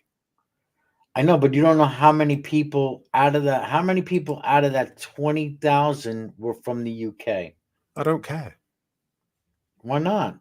Because King's College London felt it was good enough that they would produce a full analysis of the data that just related to Britain in order to say the things that they've said. You have high confidence? Absolutely. Okay. I have high confidence that they wrote this, and therefore I'm going to use their numbers. I don't care about how many there were. They are using it. They are the ones that are coming out with things from the director of the Global Institute for Women's Leadership at King's College London, who is responsible for this survey, who is saying that virtually half the British population think efforts to promote women's equality have gone far enough is a huge cause for concern, particularly given the trend is going in the wrong direction. It's going in the right direction. The right direction is Nearly half of Britain, according to the way she has written this, nearly half the British population think we have achieved women's equality, despite the fact she didn't say that in that way. She said it in a biased and propaganda denigrating way. I'm going to take their numbers. Okay. As recently as 2019, only 3 in 10 thought we'd done enough on gender equality. In 5 years, those numbers have gone up by 60%. I don't think you have to worry about her getting her way, though. Her getting her way. Well, Yeah. you know, this stuff Not as long as there are men in the world. This stuff, well, there aren't. There's a load of people that have dicks and have been assigned maleness, but a lot of them are very scared. The Because male energy is the people coming at the back, top- Heretic. That's what I think it's all about. I We know. talk about the male-female energy, and the male energy is coming back, and it's not It going to is. be pretty. I agree with you. Well, no, it is going to be pretty because people the will end, have it'll be taken on. No, it's already there. I mean, people have taken on. Men have got to be good men, but men have also got to be monsters. To use Jordan Peterson's analogy, men must be monsters, and that's what women want. A woman wants a man to be able, under any and every circumstance, to become a beast if she or their children or anybody that she determines needs protecting can be protected. At any point, just turn like that. If there is a threat, her man must be able to protect them. That's what they're looking for. But under no circumstances should that man turn that power against her, somebody that she doesn't want it applied against, or the children. And that's what women want. Let's ask Sandy. Sandy, you want a beast? I mean, that's my fucking terminology, isn't it? I mean, it's a bloke who knows how to protect himself and others under every circumstance, but they're not a brute. They are a really nice guy. They're intelligent. They treat them really well. They treat them respectfully. Thank you. And as long as a man can do that and provide that security, they can provide financial security. But then some women have now got all this stuff about all that crap about till death do us part. That's a load of bollocks. In sickness and in health, that's a load of bollocks. Beast isn't the term you'd use, Sandy. I know. Jordan Peterson uses the term monster. A man must have the potential to be a monster, but know how to control it. Have things under control. Yeah. As long as you can control it and use it in the right circumstances. Protector. But also a nice guy, a respectful guy, a funny guy, an intellectual guy, a guy of the world, a man who... Yeah, but they all want the bad boy first. Yeah, I know. They think that the beast is either a really good-looking guy, or just a bad guy, a drug dealer. It's like, no, they're not. A beast is somebody who knows how to handle themselves and will not turn that against them. Sandy. You two are making me. Cold tea for all. Which one of you Quantahahas out there is going to come in anyway? You like my avatar? Sandy, Bond. I don't know. It's a bit like Richards. I don't know why you've done it. It doesn't mean anything. Does it mean anything? Because I saw it on Facebook. It's Oreo cookies. It's like, this is the way. The meme was, this is the way to celebrate the eclipse. Oh. You have an Oreo cookie in each phase of the eclipse. We're hardly seeing the eclipse at all, and I certainly won't see any of it. So it's a big deal over here, especially with the Christians. They think it's going well, to it's end. not. The end of the world's coming. Okay, well they're as fucking stupid as it comes, aren't they? Well, it's kind of a big deal because it's been 100 years. Well, I mean, it hasn't been 100 years for us. We had a full eclipse around about 2015 here in the UK. Bond, you're gonna get pictures, Bond. I hope. How are you gonna be watching it, Bond? You're in the area in Texas. I guess so. Yeah, he is in Texas. Yeah, it is in parts of Texas. It's going to be more western Pennsylvania, so I don't know how much of a good view I'm going to get.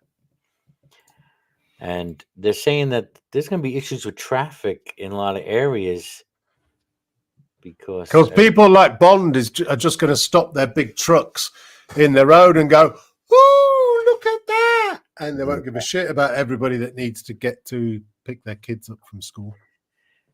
So it's supposed to be about 3:00 my time tomorrow. So it'll be about 8 yours. So if the world starts shaking. If the world starts shaking. I just watched a film about the world shaking. It's called Ocean Rising. Really, really crap acting. Crap acting. It's pretty much a Noah's Ark. Set in the 21st century.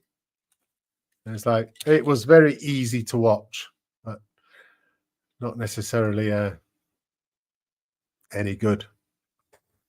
Now I got something really interesting for you. So instead of talking about just British shit, it at least wasn't from the college student tired of anti-white hypocrisy. Great British Broadcasting Corporation.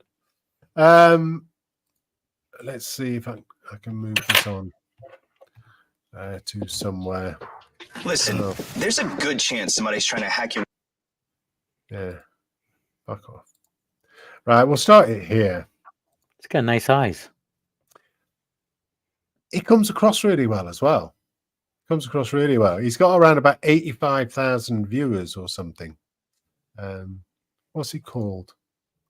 LFR Jojo. 287,000 subscribers. Jojo. LFR Jojo. What's LFR again mean? I have no idea.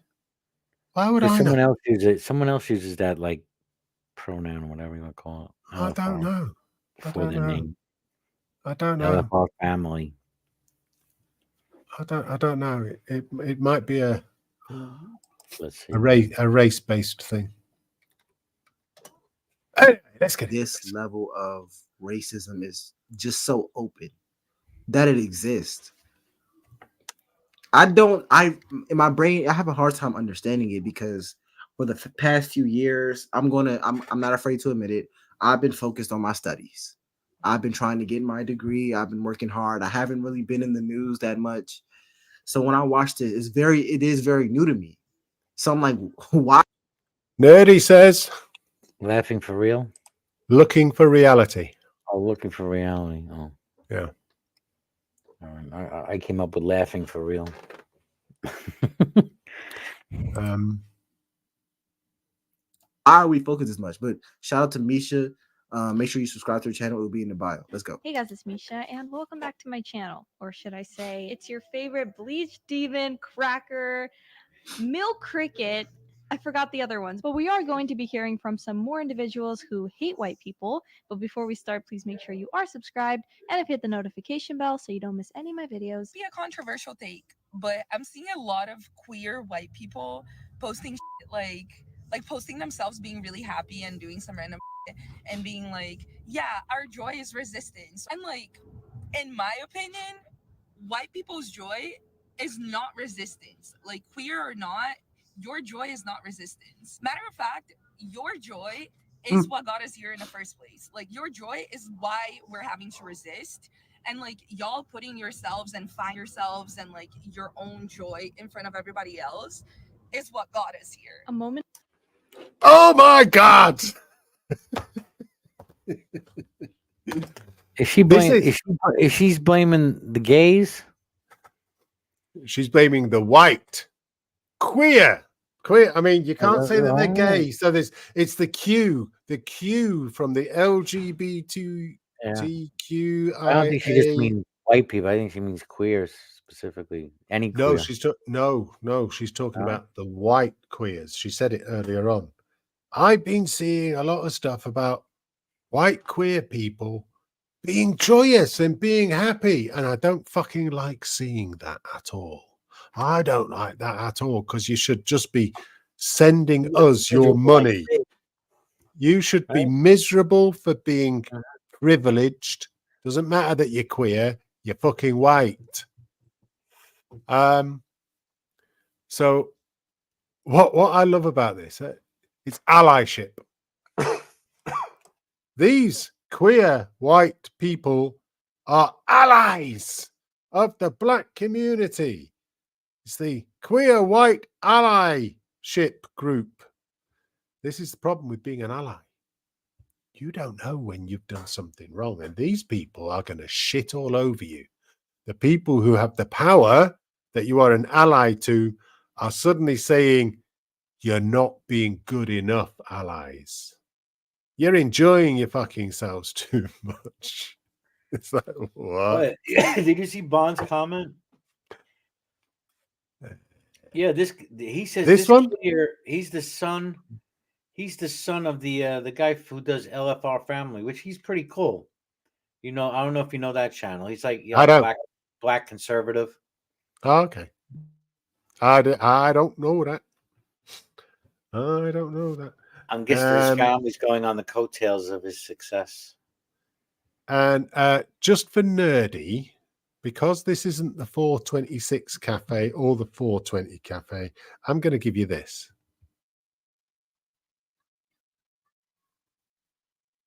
Is that coming through? No. You giving us silence? That's a gift. It didn't come through on my previous stuff either. So I need to set up my Stream Deck to link through to StreamYard. I don't know why it doesn't come through on StreamYard. It comes through on fucking everything else. It's all set up correctly, as far as I'm aware. Heretic gave nerdy silence, which is good. It's a gift. I did. It was a gift. I apologize, nerdy, but you got it. It's probably better. What? You cheeky bastard. So yeah, there's that. A free silence. Can you hear me now? Enjoy the silence. Can you hear me? Yeah. Can you hear me? Yeah. I don't hear you drop though. Oh, I haven't done that yet. But let's see. Shut the fuck up. There we are. Shut the fuck up. Can you shut the fuck up? Was that it? Did it come through? Yep. Hey, you're a stupid cunt. That's my 426 drop. Rather than silence. Wow. Anyway, shall we carry on with this, or did you have anything to say on what she'd said? I don't know, but I'm like, these videos, they're getting like so layered now. You know, it's like, here we are, we're commenting about, and I do it too. We're commenting about someone commenting about commenting. Well, the good thing is they've done all of the work. They've done all of the work to pull out to pull out all of the stuff, and then you go, okay, I just need here's to- all of that stuff. Here's their interpretation of it. Do we have Yeah. anything else different? They provide the But clip for you. Yeah, Yeah. yeah. But yeah. you know what's weird about this heretic though? Yeah. And people the people still getting the views and able to use these little clips, get the views, and this is the this is the currency, this is the economy. It's just regurgitated views. Yeah. It's a bit like Fresh and Fit with all of this stuff, isn't it? It's everybody is on the Fresh and Fit stuff, of which there's a load of more new stuff that's come out. I know, I saw it's great.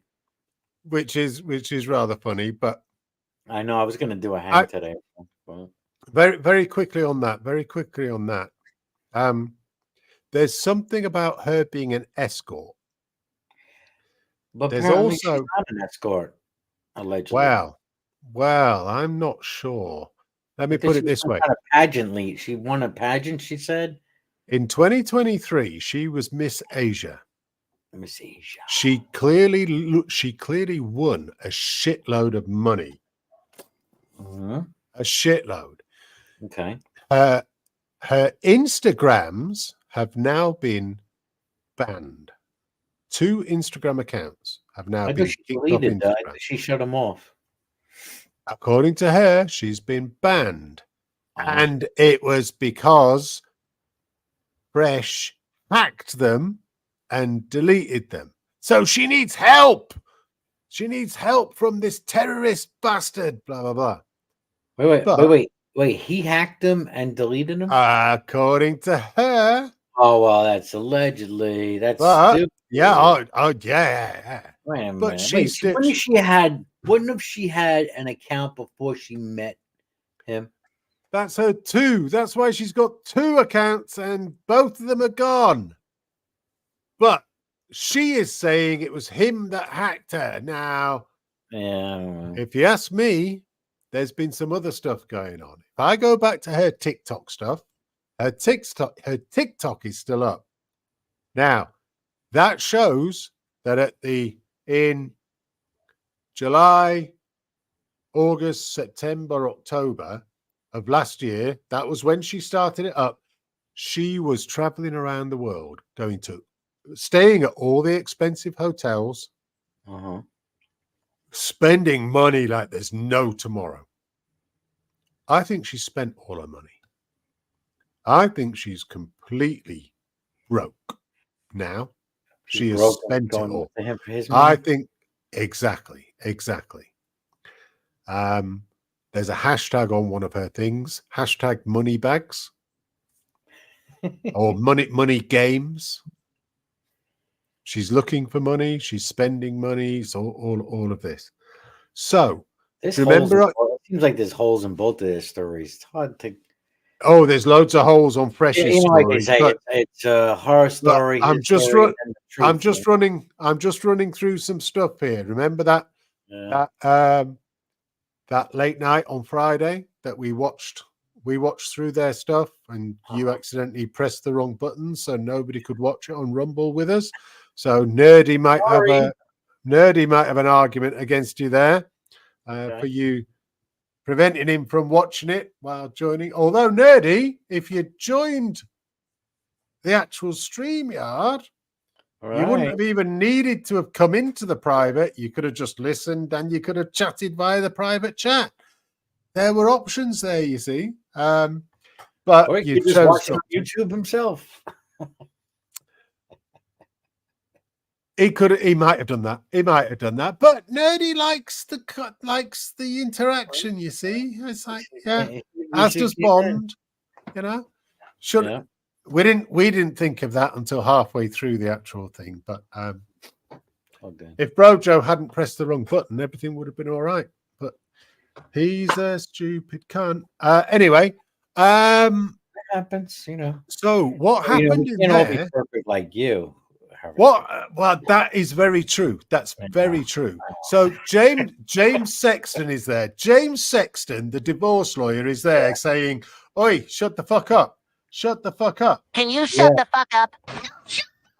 I know. And fit. Myron Gaines couldn't. Oh, just wait, couldn't do I'll be it. right back. I'll be right back. Myron could not shut the fuck up. And he kept talking and he was getting really irate, but he needed to be the center of attention. Fresh was actually pretty good in that video. He kept his mouth shut. He kept his demeanor really straight.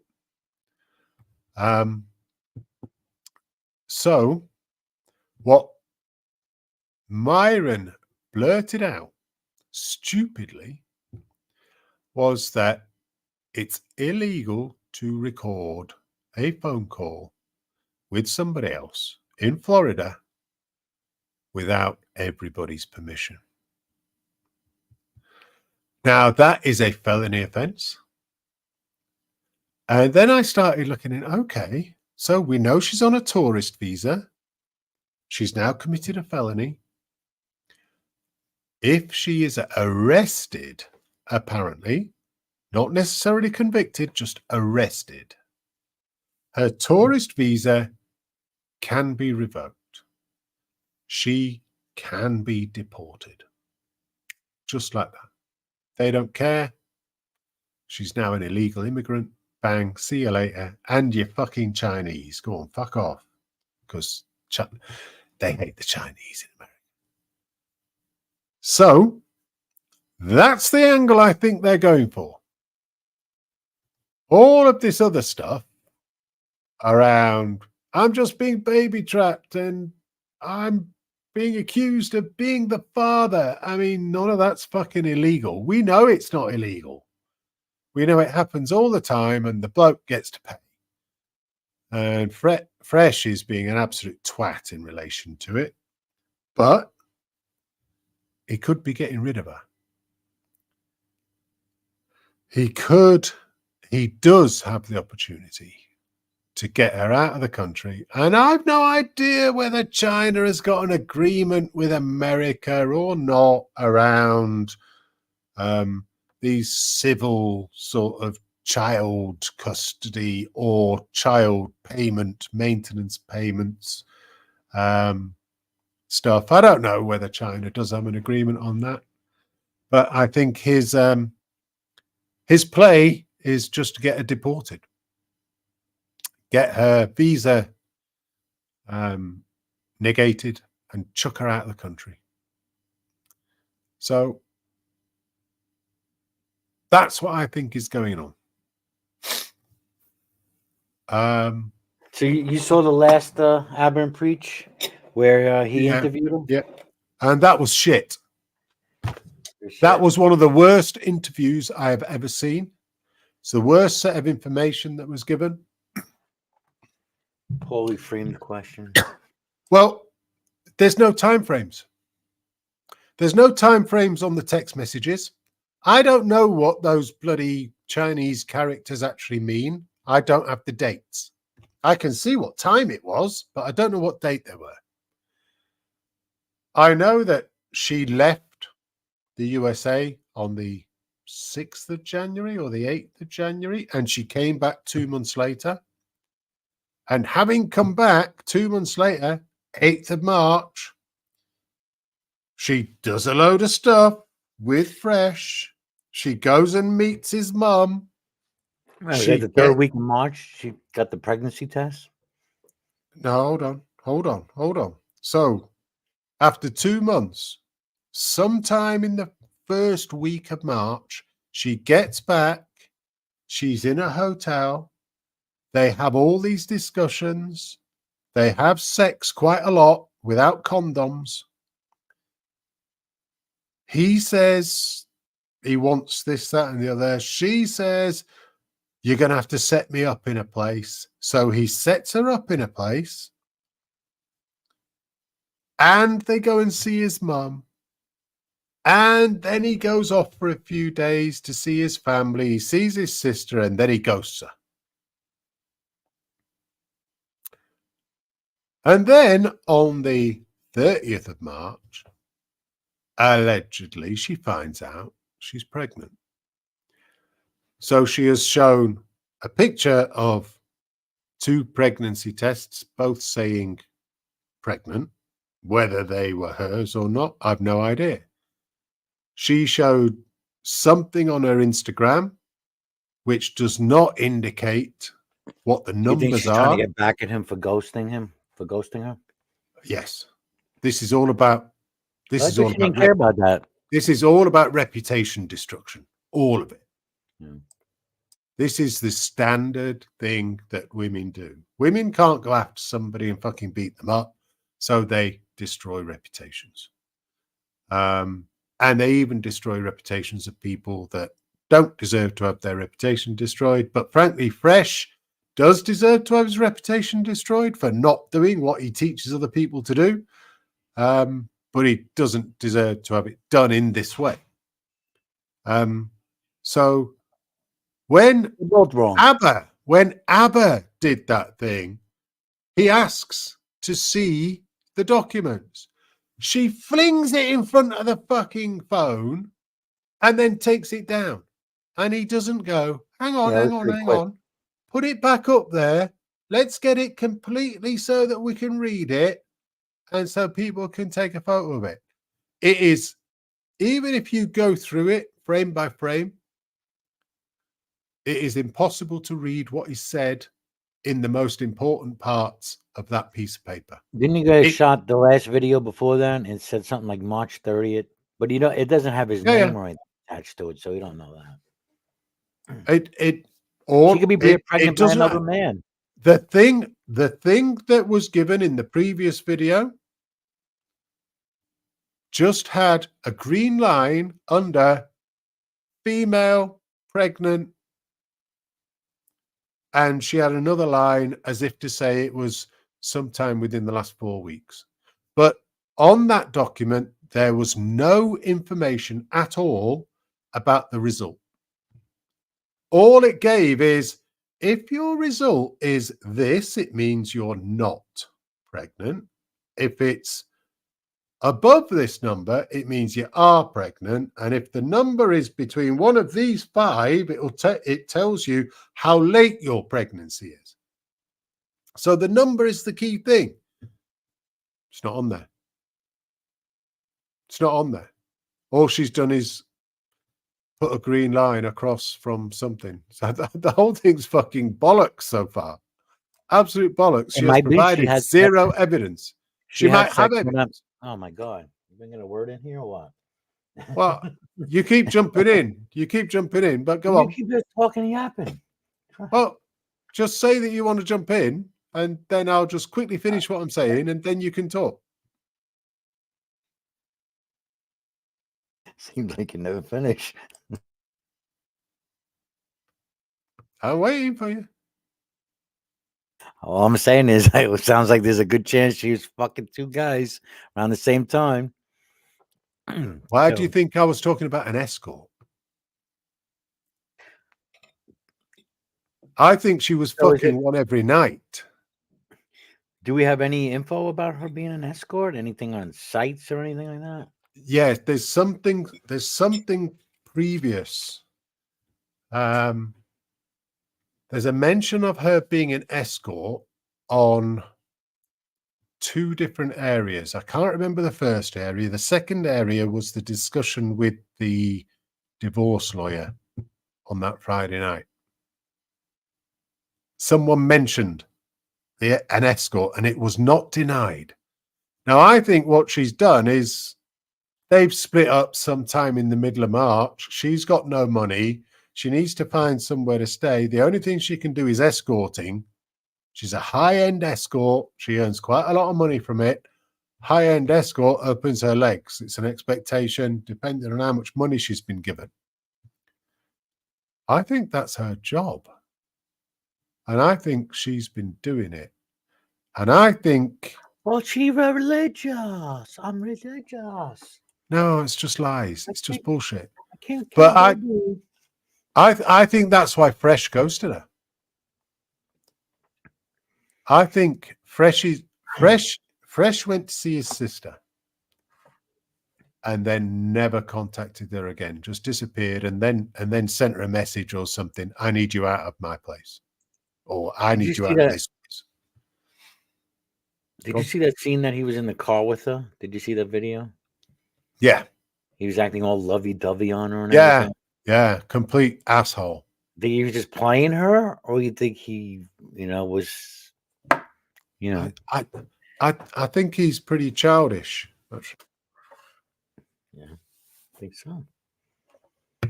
Yeah, I think he was love bombing her.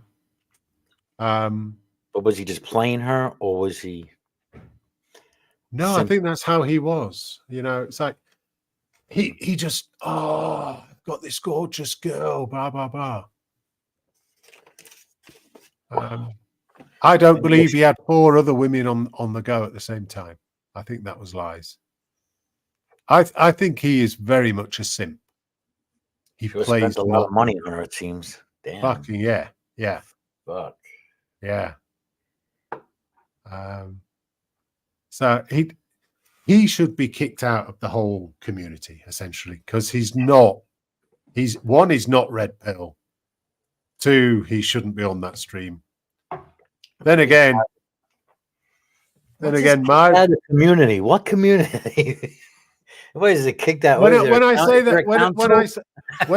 that, the viewership of Fresh and Fit should just plummet through the roof unless Fresh goes, and then they'll come back, and that's how to kick him out. And if he won't go because he owns half of it, or he's the money man, then people just go, yeah, we're not talking to you. That's what people should do with it. And that's what I mean by kicked out. It's like nobody should listen to him. About Fitz. That's the other one I was going to say. Yes, go on. Tell us your view on that. Man, he was like a child, having a little tantrum. After a while, I understand you have a little passion. You want to look out for your buddy, but it was a little over the top, I think. He grabs his cup and smashes it on the floor.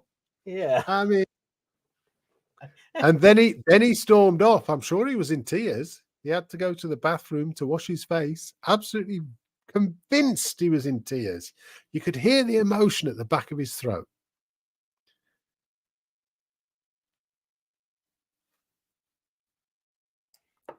Sandy, that's what we're talking about now.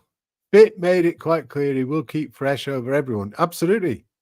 And that's why Fresh and Fit should disappear. Because both Fresh is not somebody anybody should listen to. And Fit has shown that he's emotional. He has an allyship agenda, which is dangerous. And secondly, this is the other one I thought. I wonder whether Fit was kicked out of the feds because of the same type of thing. I wonder if he got too over emotional in relation to how he did cases in the feds. And the bosses decided he wasn't stoic enough. He wasn't able to control his emotions. So, how many anger management classes did he go to? I don't know, but enough's enough, isn't it? He showed his true colors there. And that's like, that wasn't the time to do it at all. Yeah.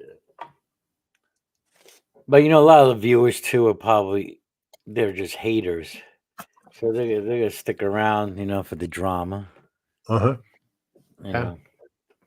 Well, there were a lot of haters on that actual one, and a lot of them wouldn't have been long-time viewers, but a lot of them would have been, because a lot of them have been having a go at Fresh anyway. What the hell did they expect? He should have known that was coming, and he should have just ignored it, just completely ignored it. But he couldn't. He was a pussy.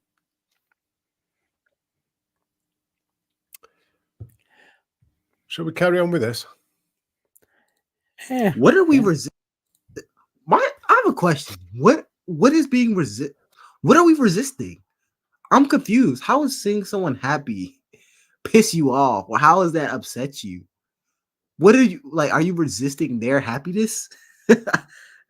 Man. Moment of silence for all of the queer white people who have a white savior complex, who try and get approval from TikTokers like her, and get this instead. Your joy is not resistance. You should not be happy. You dare smile as a white person? Literally, I'm seeing so many white people right now going on like organizer retreats and posting about their joy and how awesome it was. Honestly, I want to see more of y'all like sitting your ass at home and giving your money to black and brown people so they can do that. I'm What? sure What? What the fuck? You gotta be kidding me. Oh, you entitled little bitch. You like that? God. You should be really fucking unhappy. You should just sit there at these retreats and take the shit that's coming to you, you privileged bastards, then go home, you work your asses off, and then send me your money because I'm black. What? Don't watch the videos. If fucking happy people make you miserable. Did you like that? I think it's fucking brilliant. you Spawn would. says The white race people hustler smiling character- is a hate crime. Yeah. That's what they It is. want. Oh, for fuck's Well, sake. silence is white people's hate crime violence, isn't it? An entire group of people are privileged because of their race, while you sit in your car filming a TikTok on your iPhone, demanding that white people stop being happy and give you their money. Broadway. And how come when people talk about privilege, they specifically target Western civilization such as Americans? The average salary in America is I found this to be a bit of a crap argument. He's going to go on about the average salary is $60,000 or whatever, and then he's going to compare it to to Africa, and it's like, you're all rich over here, but the cost of living over here. What he doesn't compare the purchasing power basis to go Right. how much more people have. So it's a bit of a crap argument. So I'm going to go forward a bit here.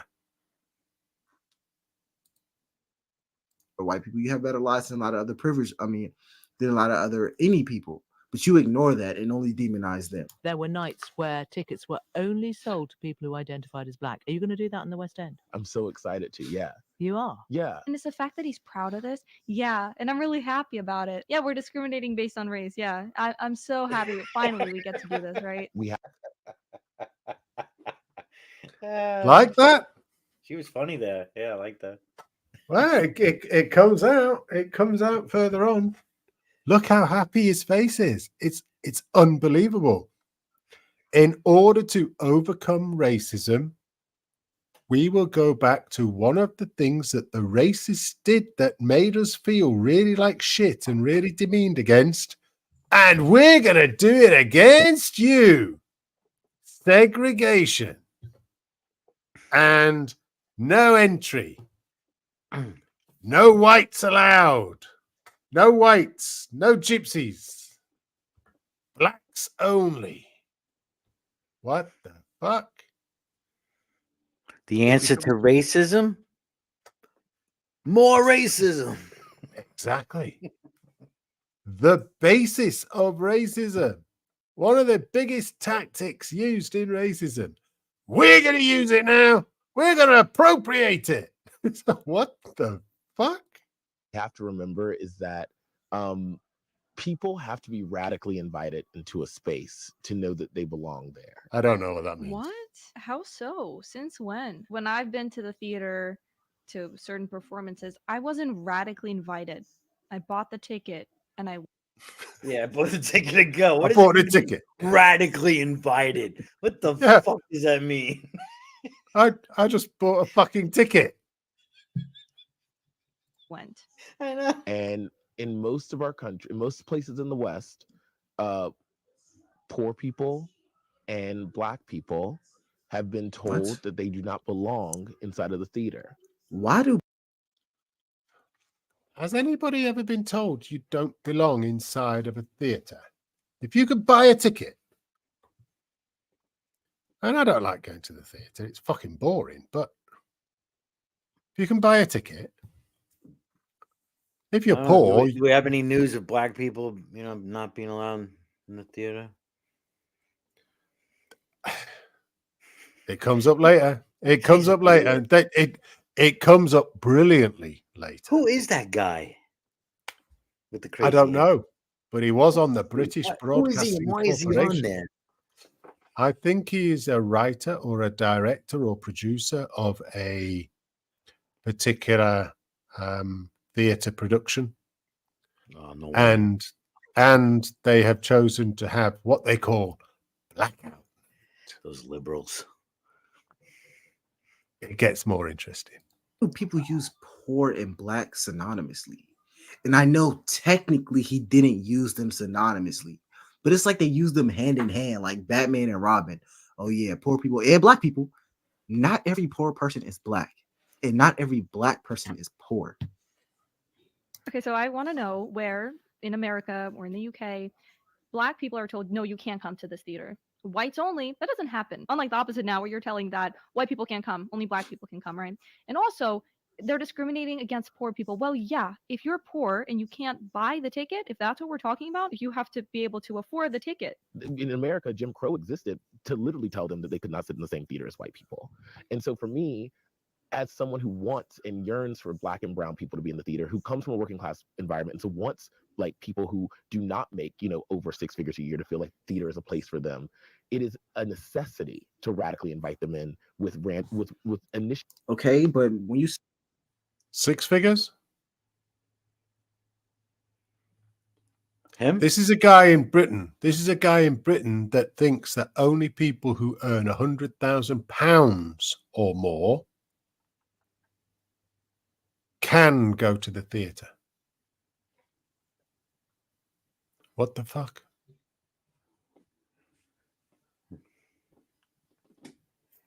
Where does he get this stuff from? Pulls it out of his ass. Absolutely pulls. Theater has gotten pretty expensive.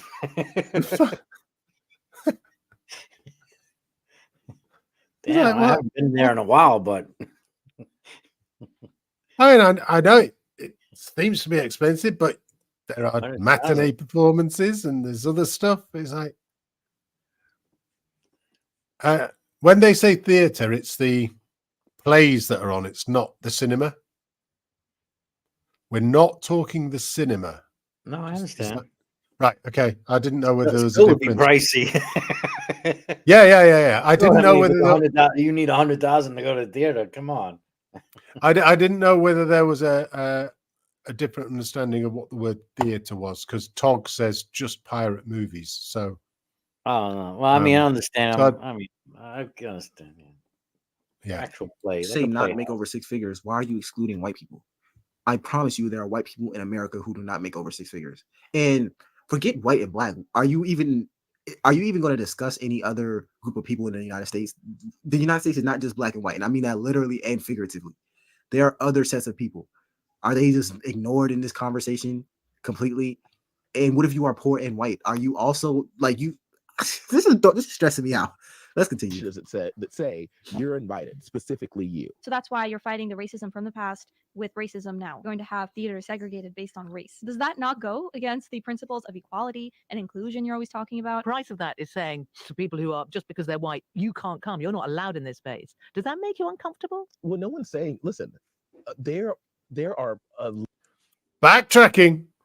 Listen to this, backtracking. You can see he's trying to think his way through this. He's on the BBC, you see. He's like, who's that other woman? Whoever she is. Can you play that, whatever she asked him again? Who he's talking about? The price of that is saying to people who are, just because they're white, you can't come. You're not allowed in this space. Does that make you uncomfortable? Does that make you uncomfortable? Because of the color of your skin? Yeah. You're not allowed in. Yeah. Look at that. She's telling.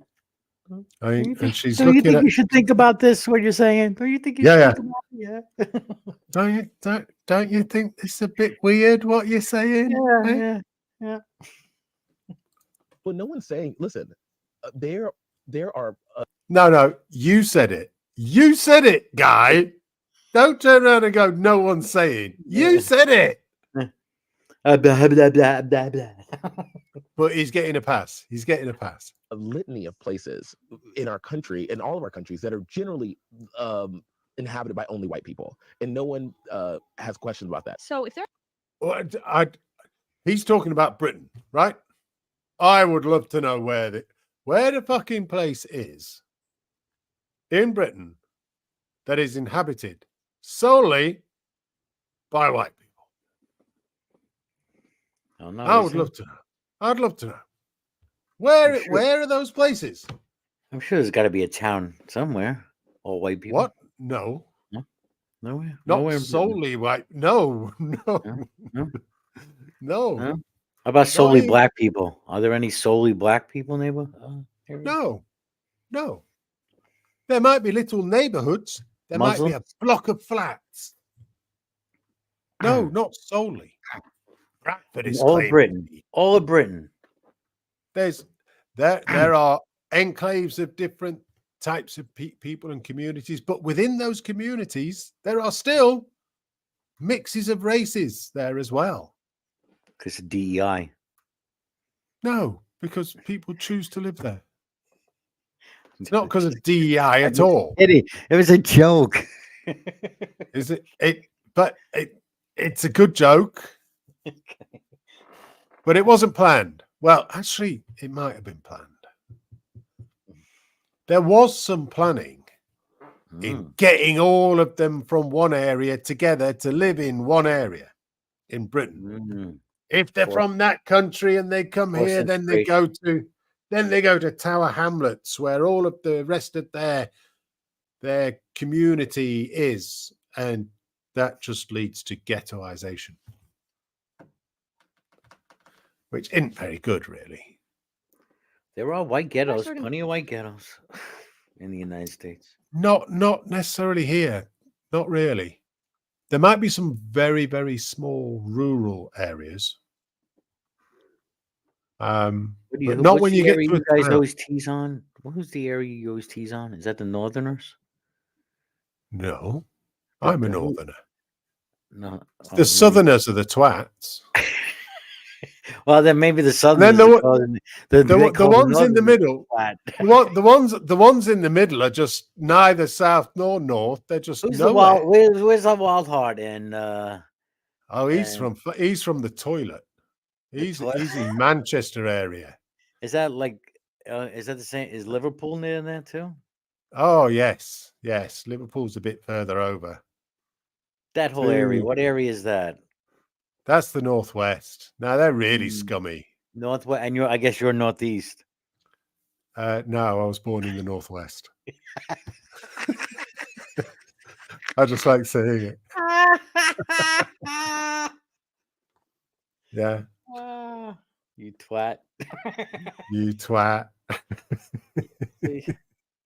I am from the northwest originally. Yeah. Oh, really? Yeah. Were your neighbor? Were you? Did you live down the block from Stizor? Yes, actually, Oh, yes, shit. quite close. Wow. Just actually just up the road from Stizor. Well, go get my $100. Well, when I say up the road, I'm thinking of a Okay. map of Britain as opposed to I was in Scousland. No, I've never lived in Scousland. Scoutsland. That's it. Scoutsland. Yeah, Liverpool, So, Merseyside. are they considered like? Are they like the rednecks of? No. No. There's a big Irish connection with Liverpool because it's a coastal town on the west coast, coastal city on the west coast with links directly to Ireland and Northern Ireland, just like Scotland does and Glasgow.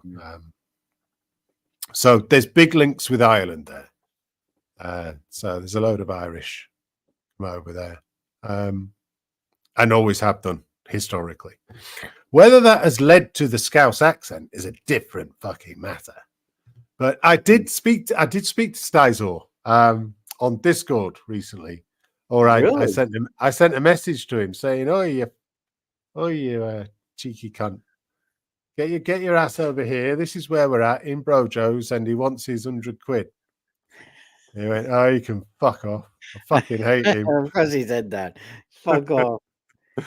Fuck off. Yeah. So yeah. So I guess those people are they're not men of their word. Some of them are. Some of them are. Just like everywhere, somebody will Just fucking like scam everywhere. you. That's true. Someone will scam you and won't have the balls. Like, where is Red Fang? How many days is it now? Well, no, he's not missing in action anymore. He has come around. Right. And I don't know. Does he have amnesia? Does he have amnesia? No, he said there was some kind of family things going on or something. I don't know. He didn't get into details. That's all right. Yeah, no one would lend him. No one would lend him $80. Is that what it was? Was that the family problem? I don't know, because it is now 30 days now since Super Tuesday. Red Fang, if you listen. Red Fang. I don't know how long I mean, what's a reasonable amount of time do you give a fella to pay a bet? I don't know. I mean, back in the day, back in Brooklyn days, this wouldn't have You gone went on after them. You're gonna kneecap him.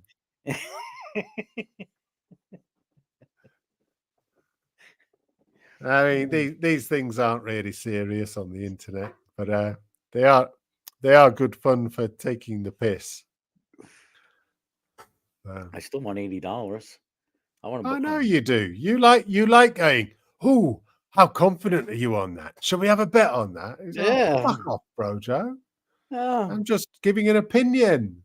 But no, these people can't. These people have got too big an ego. You have to go, "Yeah, I'm going to have a bet with you.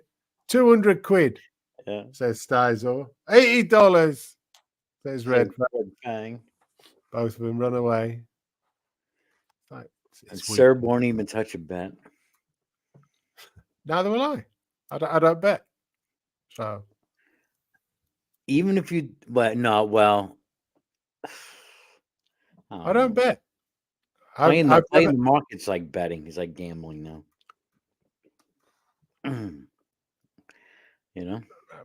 Well, you can sort of say that.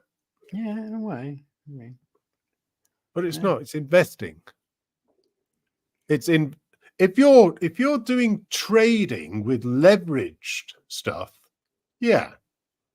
But if you're just buying what you see as an investment, you don't know whether it's going to go up or down categorically, but it's an investment because it's an asset. It's not a gamble where you just lose because of the toss of a coin. That's the difference. Yeah. Poker. Poker's betting. Poker is gambling. Right. But there is a level of skill. Yes, there is. There's a way of, Yes, there is, but it's still gambling. Right. But there's a way of making odds better, just like you are when you're investing. But it's not that there's investing. I own the asset. Investing, it's my asset. Unless I'm stupid enough to not my keys. We're talking about not owning my asset. You're saying owning the asset, the houses. I own my Bitcoin, Litecoin, Loopring. Unless the keys, unless I leave it on the site, then I don't own the keys and I am subject. But theoretically, I still own the asset, but it could disappear. But I'd still do own it. It's still an investment. Just like any art that I might have in here is An Right. investment. But you're right. But you can't. It's still. It can go up or down. You could lose value, gain value. Yeah. Right. Exactly. So it's a gamble. It's not a gamble. It's an investment. I still have the thing. Whether it goes up or down in value is a separate bit. Yeah. Right. I still have the thing. If I've got a betting slip, I don't have anything except a piece of paper digitally, That's true. which says if Same something argument. happens, Same argument for then, metals. Same thing for metals. Or only a if you house. don't actually own the metals. Or a house or a land. No, I own my house. I'm sitting in my house. It is mine. I have a Right. deed. It is mine. Right. My asset, and it might go down. But I'm not spending money every month to a landlord. Should we can? I think I don't know if we can even. I mean, to some degree, a house can be an investment,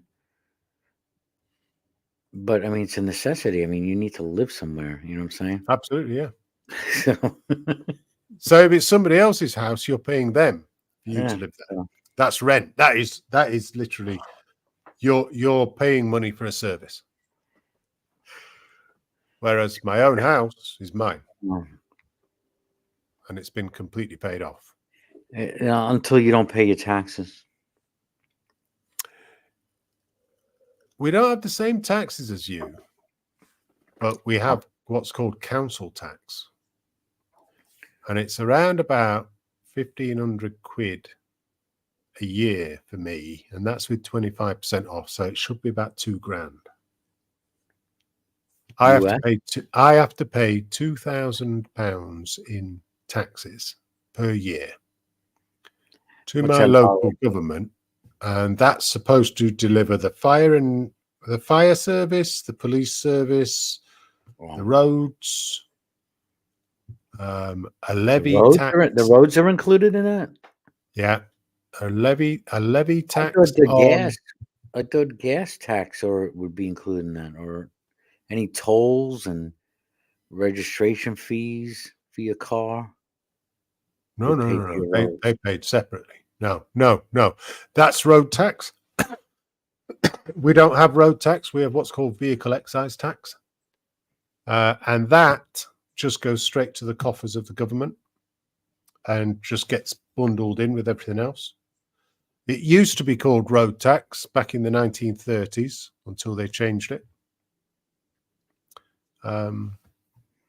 So yeah, the road tax does not go towards the roads. The road tax does not go towards the roads. Well, yeah, because it's not road tax anymore. It's not. Yeah, you're right. So what tax is it? It's a general tax. It's general taxation. So they just added another tax to you guys. No, it's the same. It's the same tax. It's just that it goes into the general bit. So what they used to then do is go, because the roads, the cost for roads used to come out of the general amount, they then used to allocate it out, which is why the north has got crap roads and the south had all the investment put in. Then the council tax came along and the local governments and all of that stuff, paying for all of that. So that was a load more money, of which they put in that it covers the police, the fire, the roads. That's a property tax? Covers that? It is a property tax, but it's not a property tax where we pay just to have the land. So we actually we have landowners here. If I own the land, I own the land, which is different from you for America.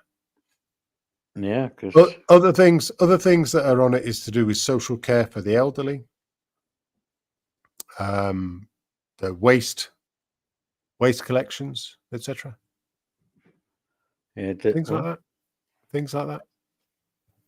Things that the local services are covered by the council tax.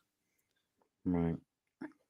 So I don't know what happens. I don't know what happens if I was to lose my job tomorrow and I had no money coming in.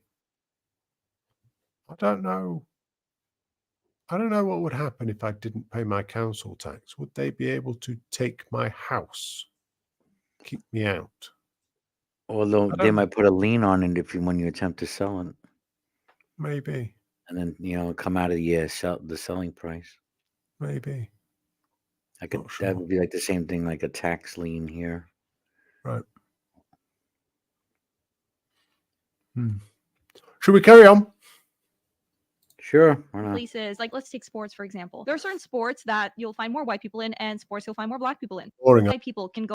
No one is saying that by inviting black audiences here, you were uninvited. The idea of a blackout night is to say, this is a night that we are specifically inviting black people to fill up this space, to feel safe with a lot of other black people in a place with. I fucking hate this argument. I hate this argument. This is like going, this is a women in leadership group, but anybody can come in. We don't stop you from coming in, but it's a women in leadership safe space group. And you got to follow our rules, but anyone can come. It doesn't matter what gender you are. Fuck off. You know, we should ask him. All right, we want to radically invite more black people. The way we do that is give a cheaper ticket price, right? Because I guess that's the way we're going to, only maybe to encourage them to be there. Would you be willing, sir, to take a cut in salary? Because we have to give these discounted prices so we can have more black people come in and,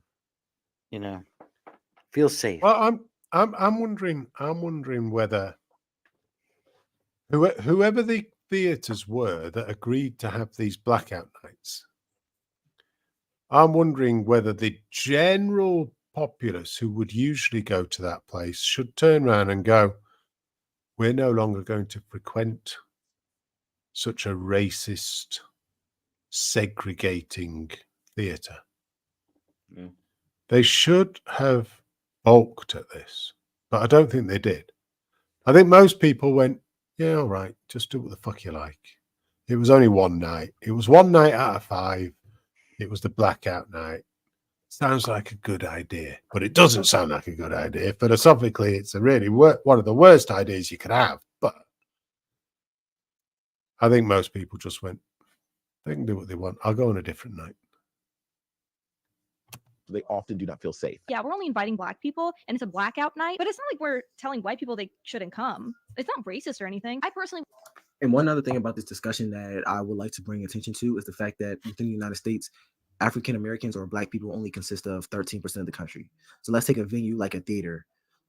If it was being fair in boring, it doesn't have a majority of black people in it, does not mean that it's racist. It could just be a representation of the country, because that would be the same way his discussion doesn't really make that much sense statistically. Would feel really welcome to attend this performance when you specifically said it would be a blackout night and that you would radically invite only black people. It sounds like you don't want white people there. Art can unite people, right? Black people can attend, white people can attend, Asian people can attend, whoever. You should be welcoming people from all kinds of backgrounds, all races, right? Instead of that, because that is backwards. You could host a. I'd like to invite any white people out there in the side chat. If you want to come in, just press the fucking link up at the top. Come on now. Come on in now. Housey, Bond. Hello, Housey. Hello, Sandy. Bond. I've already said hello to Sandy. I think Nerdy might have gone. That was a joke, by the way, for YouTube's purposes and StreamYard's purposes. That was a fucking joke, right? Anyone can come in. I don't mind. I don't care. It doesn't matter to me. No, it's not white people only. That was the joke bit, Halsey. It was a joke. Do I have to delete your comment there? Because I could get screwed over for that one. But we do need at least one black person in here so we can, meet the DEI requirements. I'm already delivering the DEI requirements. I'm a trans man who is not completely white at all. I have a drop or more. So there you go. Drop or more black? Of non-white. Non-white. Yeah. Which would be? It would be whatever the fucking white people were when I was growing up that said, you're a fucking monkey, you N-word cunt. They didn't usually say that very often again because they ended up with a broken nose. Ooh. Which is why everybody called me, or said that I had a chip on my shoulder. And I went, well, just be racist to me and you'll find out how big my chip is, you cunt. Happy 420, West Coast. Shut the fuck up. Things that men do to upset women. Breathe. Just stop it. We don't like it. It pisses us off. Stop breathing, okay? Happy 420. Shall we carry on?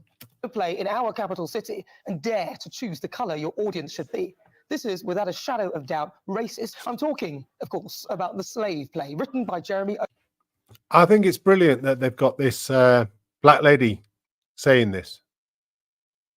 I don't know who she is. I haven't got a clue who she is, but she is calling this out as absolute madness. Oh, Harris, scheduled to be performed at the Noel Coward Theatre in London in a few months' time.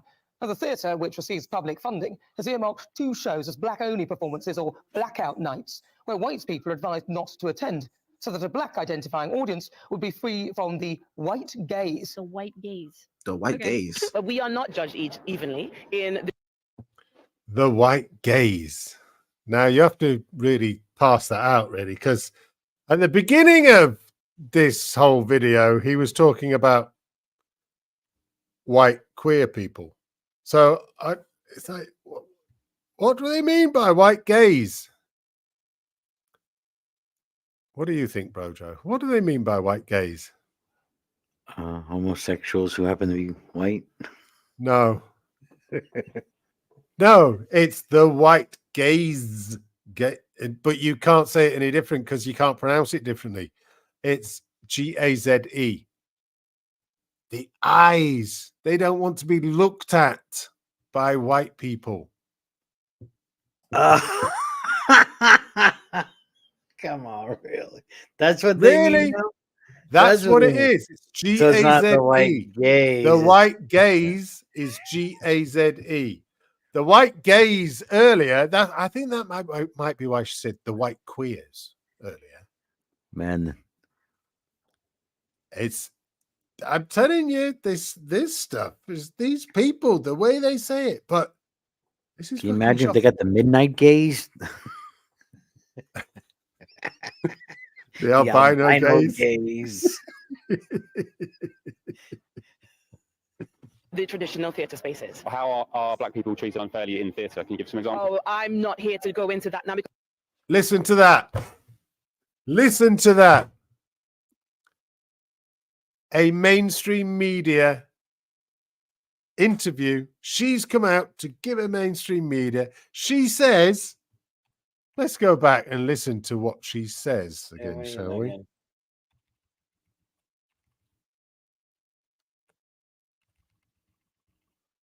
I'm not getting there close enough. What did you do? Just do the back button once. It's 5 seconds. I know, but we are not judged evenly in the traditional theatre spaces. How are black people treated unfairly in theatre? Can you give some examples? Oh, I'm not here to go into that now because this is. We are not treated equally. Oh, how are you not treated equally? I'm not going to go into that. I can get into it because it's not. What the fuck? Why did you say it? Can you imagine that's going to be my argument to Geo Sam from now on. I'm not going to go into that now, Geo. You're calling me out for having no evidence. I'm not going into that, Geo Sam. What the hell? I'm not going to go into it. Okay. Any comments on that? Or you say no comment. If you say she's the one that's come up with the claim, though. She said it, and she's being asked by a mainstream media interviewer. Oh, okay. What do you mean by that? I'm not going to go into it. Oh, you're telling us racism happens, privilege happens, discrimination happens, but you're not going to tell us how or when. Only in the audience. Yeah, what the fuck? Not on the stage, though. She can't, because she knows it's not happening on the stage, because they just showed a bunch of black people on the stage. This woman is saying that she is justifying the blackout night in exactly the same way that the lad did. There's discrimination. We need to get rid of the discrimination. Oh, what discrimination is there? How does that come about? In what way? I'm not going to go into that. What? The mainstream media, Sandy, this is gbnews.com. It says it down here. Who is GB News.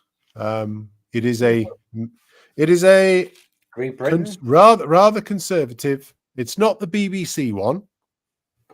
Earlier, it was BBC that was questioning. What's GB stand for? Great Britain. Great Britain. Yeah. GB News. It's a mainstream media outlet. Some would say a rather extreme GB mainstream outlet. And you said it's conservative? Others would say it's just conservative. Some would say it's downright racist and far right Nazis, but it's not. That's what the left would be saying. Exactly. Yeah, it's all right, Sandy. I realized you couldn't really see it and you couldn't really read it.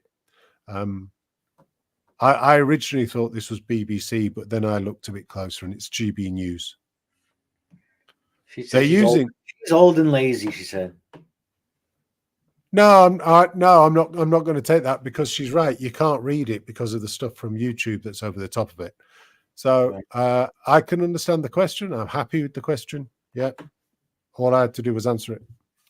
No, go into that. Please go into that because I just learned a new phrase. The white gaze.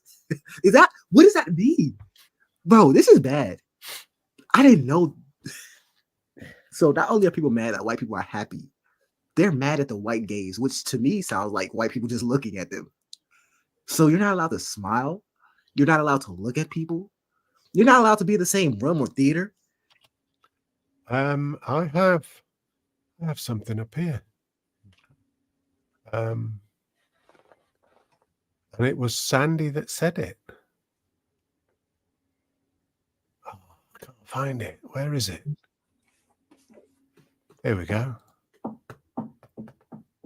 Sandy says, okay, so next time someone says, give us a smile, I'll say, can't. I hear if I do, it's a hate crime. Eh? Exactly. This is exactly what they're wanting to eradicate.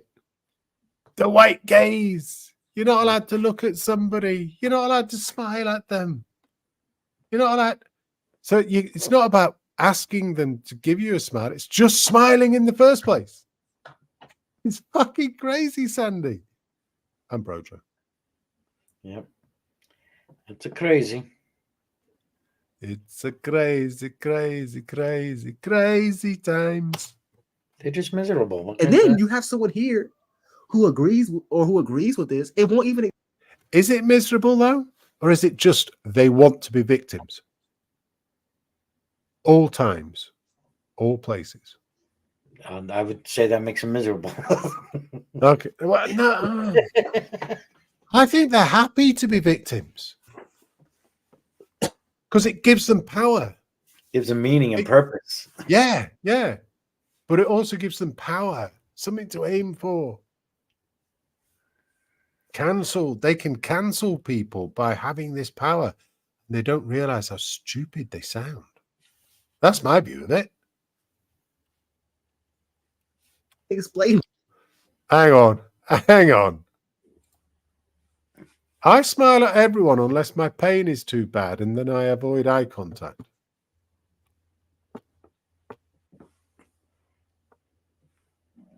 Okay. Really, Sandy? You smile at everyone? I'm only joking. My pain. Why they agree? They said they're not going into it. A very casual interview outside of another event. Oh, of course. Yeah, I have a lot of experiences. Just trust me. There's plenty of things I could talk about right now that are 100% true. we're just not going to go into it right now. I have many experiences of being treated as other within the spaces I am working by people who are in the audience. I'm not talking about theatre audience workers, members. by audience members. So what would they do? Just like, oh, I'm not, no. This is not honoring my experience. Guys, I can. So what will they do? Oh, no. I can't answer that. I'm not honoring my experience with answering that question. It's like, so you're just saying it? Unbelievable. Actually fly like a bird. Like I can fly. I know you may not believe me, but I can do it. It's actually happened to me many times. I'm not going to go into detail, nor am I going to provide any proof. Just take my word for it. You don't believe me? Well, that's not honoring my experience. She's an Iranian-born woman who won Miss Germany. I get bored of the rest of this. That's the end of it. Is that a guy? No. Apparently not. But she won Miss Germany with those bags under her eyes and her 47-year-old face. I was going to say, which contest is this? Miss Germany. Miss Germany, which would go on to Miss the Universe. Yeah. Miss World. I thought they were supposed to be like in their 20s. Well, you know, Germany don't have any anymore. This Iranian woman won Miss Germany. Oh, an Iranian woman won Miss Germany. Yeah, which is fine. I don't have a problem. What nationality somebody has, if they live in that country, then yeah, they go for that one. But she's an old bag. Can a Palestinian be Miss Israel?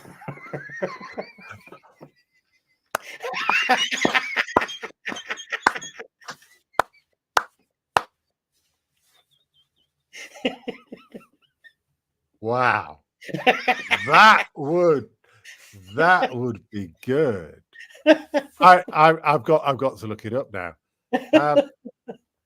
Has an Arab ever won Miss Israel? I have no idea. Because I'm going to go for an Arab. With the cancellation of the pageant in 2022, she remains the only Arab and Muslim to have won the title. Rana Raslan. Wow. Represented Israel at Miss Universe that same year. I want to see bikinis. Come on. An Israeli former model who won Miss Israel in 1999, Rana Raslan. So what, now they're not allowed to run? Benjamin Netanyahu hailed her first place nomination as a clear manifestation of equality and cooperation between Jews and Arabs in Israel. Notice he didn't say Jews and Palestinians in Israel. So yeah, an Arab has won. Can we get a picture? Yeah, all right. 1999, right? Images. 1999, Miss Israel.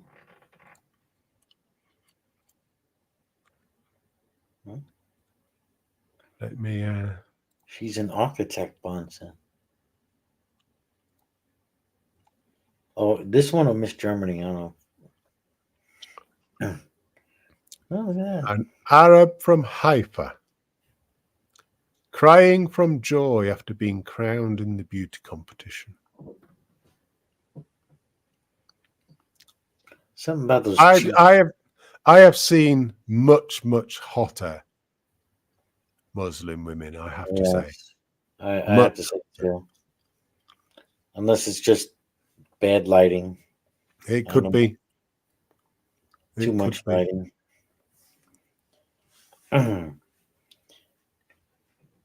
Because her cheeks seem too wide for a model.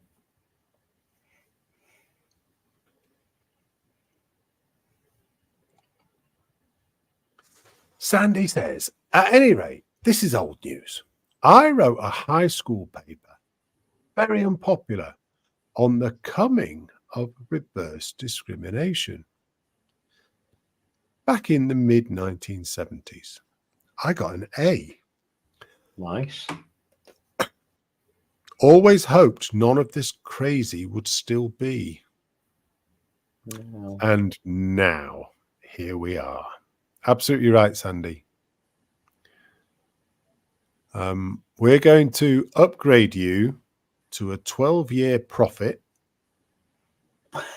Actually, no. You're talking the mid-1970s, a 50-year profit. The 50-year profit. A 50-year profit. That Doubting Thomas is not going to be happy now. No, DT's eradicated. This puts you at biblical proportions, Sandy. Oh, yeah, 50-year profit. Yeah, I think we'll have to call you Mary. Mary? Yeah. Mary Magdalene or Mary, the mother of Jesus, or any of the other Mary of Bethany, whichever Mary you want, because I don't think you'd appreciate being called John or Paul or something. So, what's the word for a half century? Fucking old. Oh, no, I didn't say that, Sandy. No, I didn't. I apologize. No, I don't. I don't apologize at all.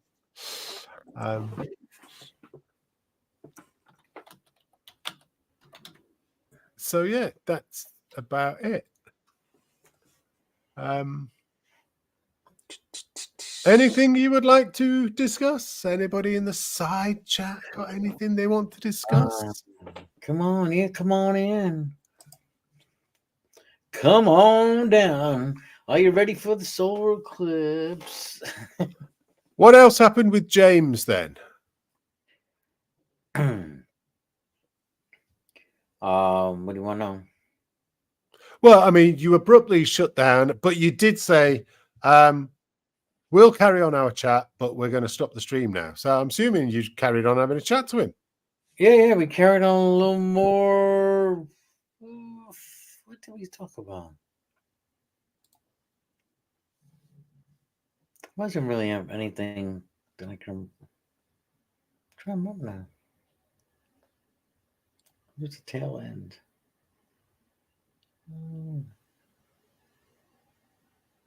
No, I think I just kind of reiterated with him, again with trying to work something out with his mother because, she was willing to have him stay there for like $100 a week, which I thought was very inexpensive, very reasonable. He says he chose homelessness because he couldn't afford it after a while. I don't know why. Something else is going on. But told him, man, why not try to go back to mom's, have a couple $100 saved up, give her here. It's a couple of weeks. But ask her or her stepdad, hope maybe get him some work in that area in Jersey. Right. Start networking with people. Bonds James was wearing very stylish glasses.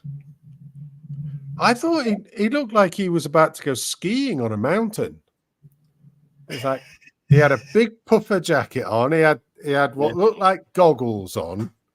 It's like, I guess it just kept him warm, didn't it?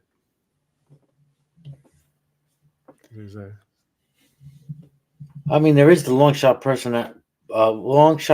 possibility, and I thought about this after, but I was like, "See, was it that clever though?" I was like, "Was I played?" How did you end up buying him something to eat?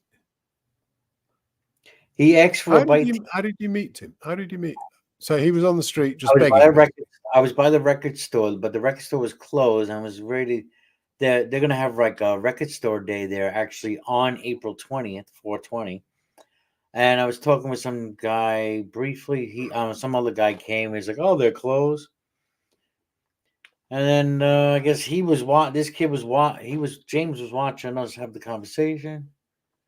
I started walking past him. He commented on my shirt, Be water. He liked it. I was like, oh, cool, thanks. Yeah, that's the way. Go with the flow. He's like, yeah. And then he asks me for a few dollars to eat. At which time I asked him, well, can you tell me a joke? And he didn't have a joke, but he did. I said, all right, so how about an interview? Do an interview. I'll buy you lunch. Pretty much. About an interview. Yeah, we should call you the Pantheist street preacher, because you were very nice. You certainly didn't do street epistemology on him, which I'm thankful for. Yeah. No, I wasn't. You know what? I wasn't gonna. Part of me was saying, you know what? This belief might have really, helped him out. I mean, I just shared, like whatever I was going, my experience. Yeah. But, yeah, I wasn't gonna. I didn't. Yeah, I didn't feel the need to press him too much. No. I mean, he was just somebody that needed a bit of help. Yeah. Could do with getting a job. Yeah. Anyway. Going to bed? No, not yet. Right then, here we have a list of Can you zoom in a little bit? Oh, it doesn't matter. It's in fucking Russian. Oh, Russian. So you got all this list of things, and you're going, well, what the hell is this? What is it? What is it? What is it? What it is on the 4th of April, the Ukrainian government, or Zelensky, had the brilliant idea to spend 6 million hryvnia renaming every street in Chasov Yar that had anything to do with Russia or Russian culture. So at a time when they are screaming about not having enough money and needing money and ammunition and artillery and tanks and F-16s and MiGs and everything, they need everything. This was 6 million hryvnia. I don't know how much 6 million hryvnia is, but I would have thought every hryvnia would be rather valuable to the government. They're spending that amount of money to change street names in the middle of a war. They need no. And this is not just happening in Chasov Yar. Chasov Yar is a very, very small place. It's close to Bakhmut or Artyomovsk, whichever way you want to actually say it. And it is currently the front line. It is the place that Russia is taking, and it's now the place that Zelensky has decided we need to fall back and put some fortifications down so that we can build a good place to defend from. Now that Russia is attacking it and killing off loads of their defenders, they've decided to throw more people in so that they can get killed. Just fucking crazy. The whole thing's nuts. But we need lots of money. Oh, what have you been spending your money on? Oh, changing the names of streets. Oh, did you say is a hryvnia? Hryvnia. Yeah. So 1 hryvnia is 0.026 US dollar. Okay. It comes out, so 6 million comes out to about $154,584. How many bullets could you buy for that? How many drones can you buy for that? $154,000? How many drones can you buy for that? I don't know. Depends. Probably about 70. Depends on and that's at retail prices, not wholesale. I don't know. Yeah. Depends on the drone. You can get 100. That's. I mean, You can get The drones that they're using. $150,000 drones.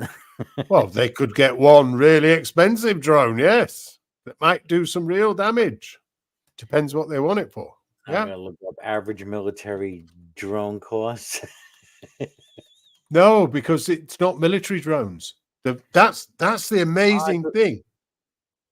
The standard DJI drones is what is being used as the spotter stuff.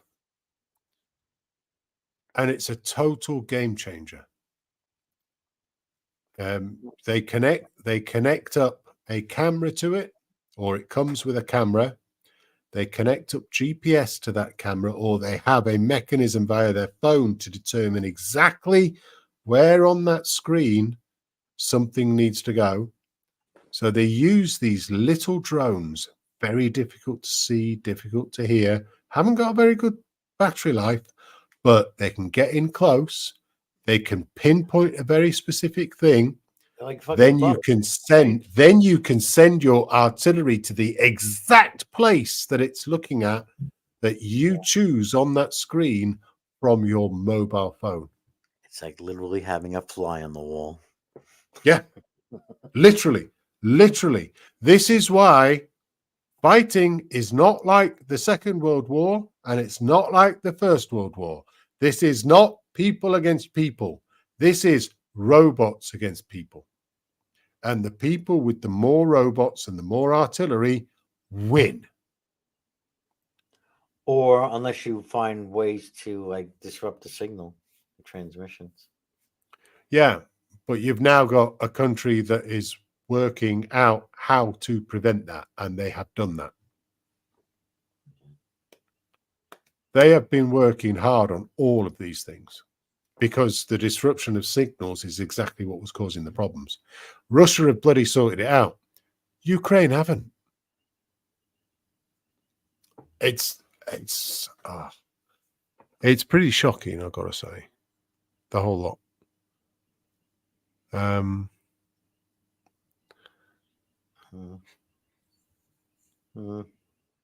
Did you hear about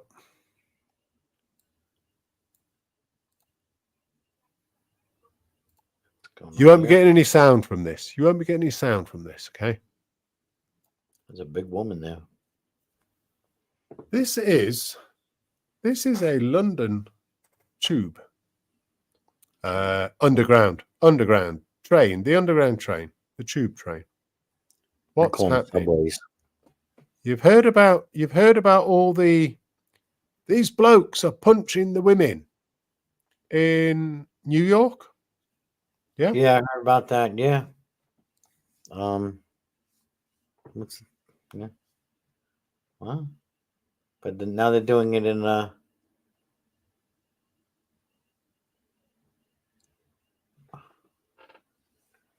That's women doing it. Women doing the punching.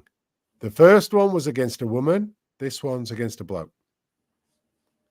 Yeah, but who are these That's women? London. I don't know. I don't know. Yeah. I don't know. I don't know whether it's random. I don't know whether it's for a YouTube prank. Yeah, I don't know whether it's on there. I don't know whether it's for TikTok. I don't know whether it because they're being filmed. I don't know whether it's a hate thing. I haven't got a clue. So how about this next time, like if you're in the supermarket and someone's got a phone pointed in your direction, be wary and beware because somebody might be nearby gonna sucker punch you. Yeah. Yep. For views. Completely. Now, this one again, the sound isn't going to come through, but you can actually read it on screen.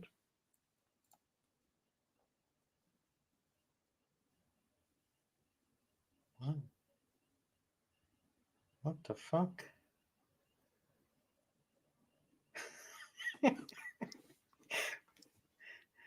Nine. He's gonna go wrong. Yeah. Gender equality. Is this a joke?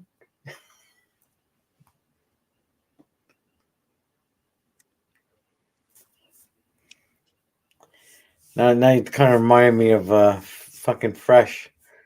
I mean, Fit. Yeah. Oh, yeah, Fresh.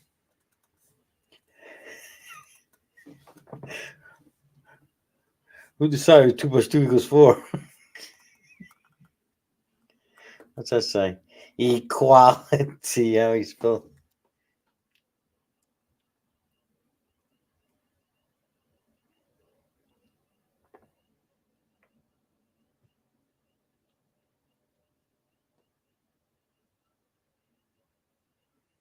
Why can't you do the sound?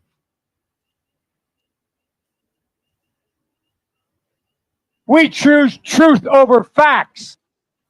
I can't do the sound because this is via Telegram rather than via Google Chrome. I thought that was a brilliant video. Absolutely brilliant video. Yeah. It's very clearly a set up one. What else have we got? Well, it looks like Matson's got a live hangout going. More of his alien Jesus.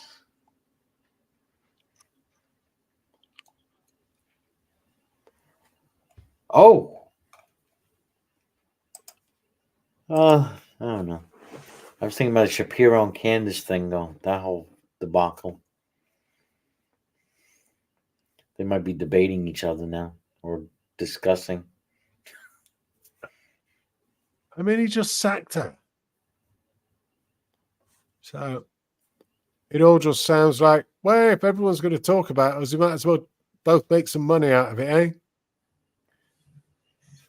You know, Ben Shapiro pulled a Jill on Candace Owens. You know how? Well, all right, you want to have a discussion? Well, you be here at the Daily Wire studio on Monday, 5 p.m. if you're not there. Monday 9 a.m. Monday 9 a.m. and you're allowed to leave at 5. Yeah. Every day. But you're not working for us. Meanwhile, she's on the other side of the world traveling. Like, but now PBD made an offer to them. If they were willing to do a debate on his show, he's going to give $250,000. Was it? It was some victim. Probably during the comment, I forgot who it was. To their family. To do it for charity, pretty much. Guilt them into doing it. Come on, don't you want to help this child? General Milley, a few months ago. Not really. There should be no Russian who goes to sleep without wondering if they're going to get their throat slit in the middle of the night. Milley said, according to an official with knowledge of the event. You gotta get back there and create a campaign behind the lines. And it was put out by the Washington Post. According to an official with knowledge of the event. Yeah. This was put out by an official as an official line into the Washington Post a few months back. Which is owned by Bezos. Democrats. I feel bad about that. That's the only thing I hate.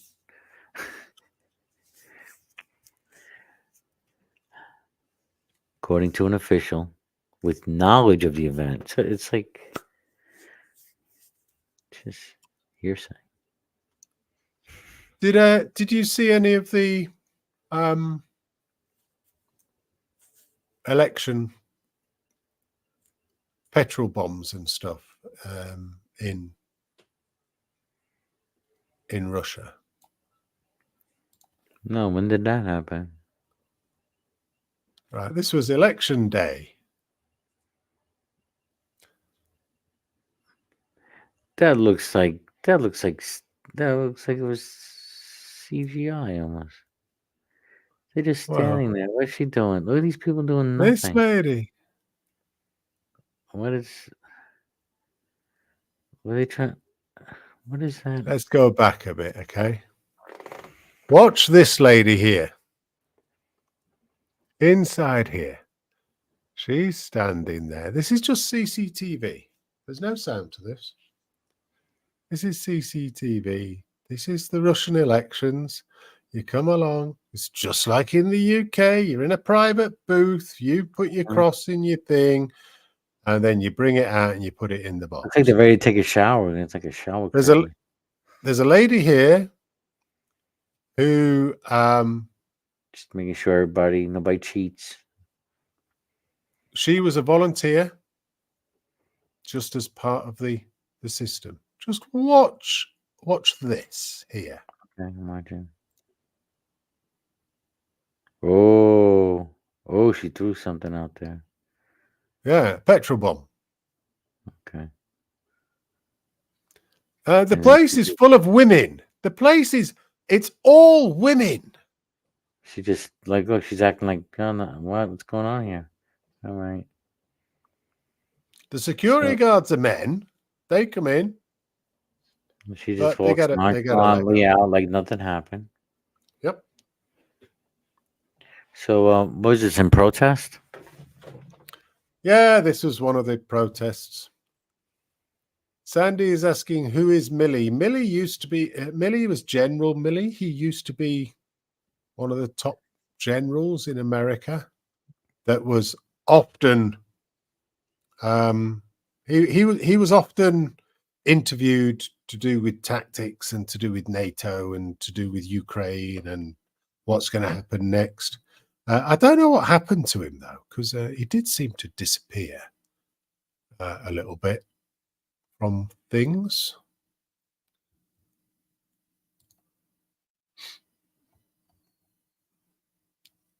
Oh, here's a headline for you. From the Black conservative perspective, Don Lemon marries white man in New York City church after claiming white men are biggest threat to America.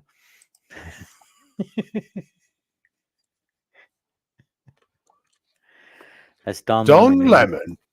Don Lemon, presumably he's gay. Yes. Yeah, that guy from NBC. So, presumably he's black then. He's black, yeah. Okay. Real left. So he previously said on TV that white men are the what? A threat to America. White men are a threat to America. But marries a white man.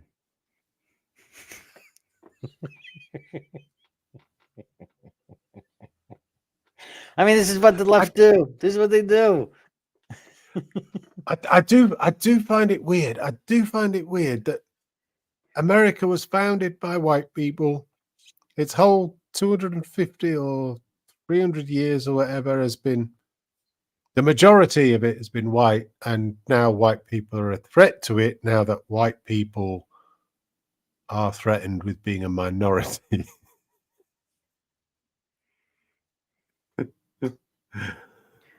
What? What? I just want good people. Can we just have good does that people? even exactly Good people. What is it about race? I know it's still there. I know bad people. Let's just all be anti-bad people. I know it's still there. I know there's still all the isms, you know.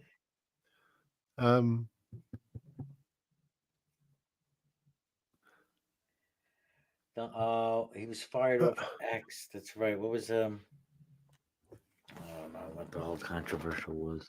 For his interview of what's his name? Oh, I don't remember.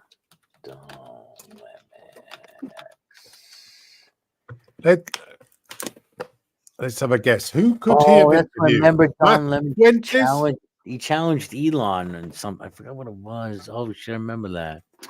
Fuck. Oh, Jesus. Don Lemon, this happened last year. Don Lemon said his partnership went. Oh, Don Lemon says partnership with Elon Musk went down in flames hours after the former CNN anchor conducted an interview last week with the erratic billionaire for the debut episode of his new independent web-based show. Elon publicly encouraged me to join X with a new show.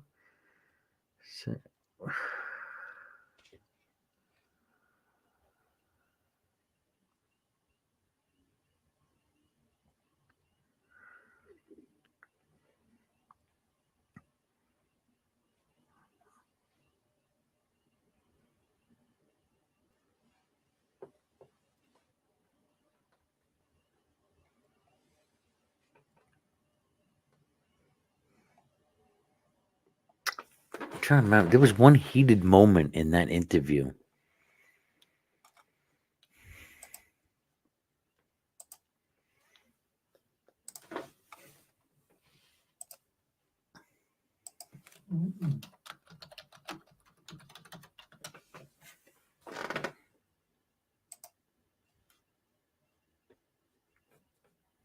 Here we go. What? Have you got something for us? Maybe. Better be quick. Better be quick. Why? Because it's 1 a.m. in the morning. Oh. That's why. And I shall be. I don't have a time. I've been going for 3 hours, 21 minutes. I see. Go to bed. Go ahead. I need a break anyway. I only got 3 hours sleep last night. Did you? I got 10.5 and I went for an 8.5 kilometer run earlier on. My first time I've been out since I was getting ill on Tuesday. So, yes, thank you very much, everybody, for joining. I hope it was all right. And thank you for staying if you've stayed. Brojo, would you like to say anything? No. Yeah, good show. And maybe I'll see you guys later. Exactly. Okay, I'm going to see us out with this. Say goodbye. Got a lot of shit to say, so I'ma do this every day. I'll be writing things until I'm fucking buried in my grave. 6 feet deep under, but my body won't decay. Cause my messages are timeless, so they'll put them on display. Oh yeah, I rap with a certainty. I have a sense of urgency, a message for eternity, for everyone internally. I had some people burning me, but now they fucking learn to see I ain't the one to fuck with. Now they looking nervously, and I don't really care what you think of me respectfully. You can kick rocks if you think you're fucking better, see. I will outwork you, turn you to an enemy. Hurt you so bad that you're gonna need some therapy. I got the motherfucking recipe. I've been cooking up hits, I'ma leave a legacy. You'll be looking small when you're standing right next to me. I'm 5'10", bitch, but I'm 10 feet. Cause I don't give a fuck what you say. Yeah, I'ma do shit my way. So you can go kick rocks, I'ma stack bricks up, build what I want to make. Cause I don't give a fuck what you say. Yeah, I'ma do shit my way. So you can go kick rocks, I'ma stack bricks up, build what I want to make. Yeah, I'ma do it my way. Say goodbye. Say goodbye.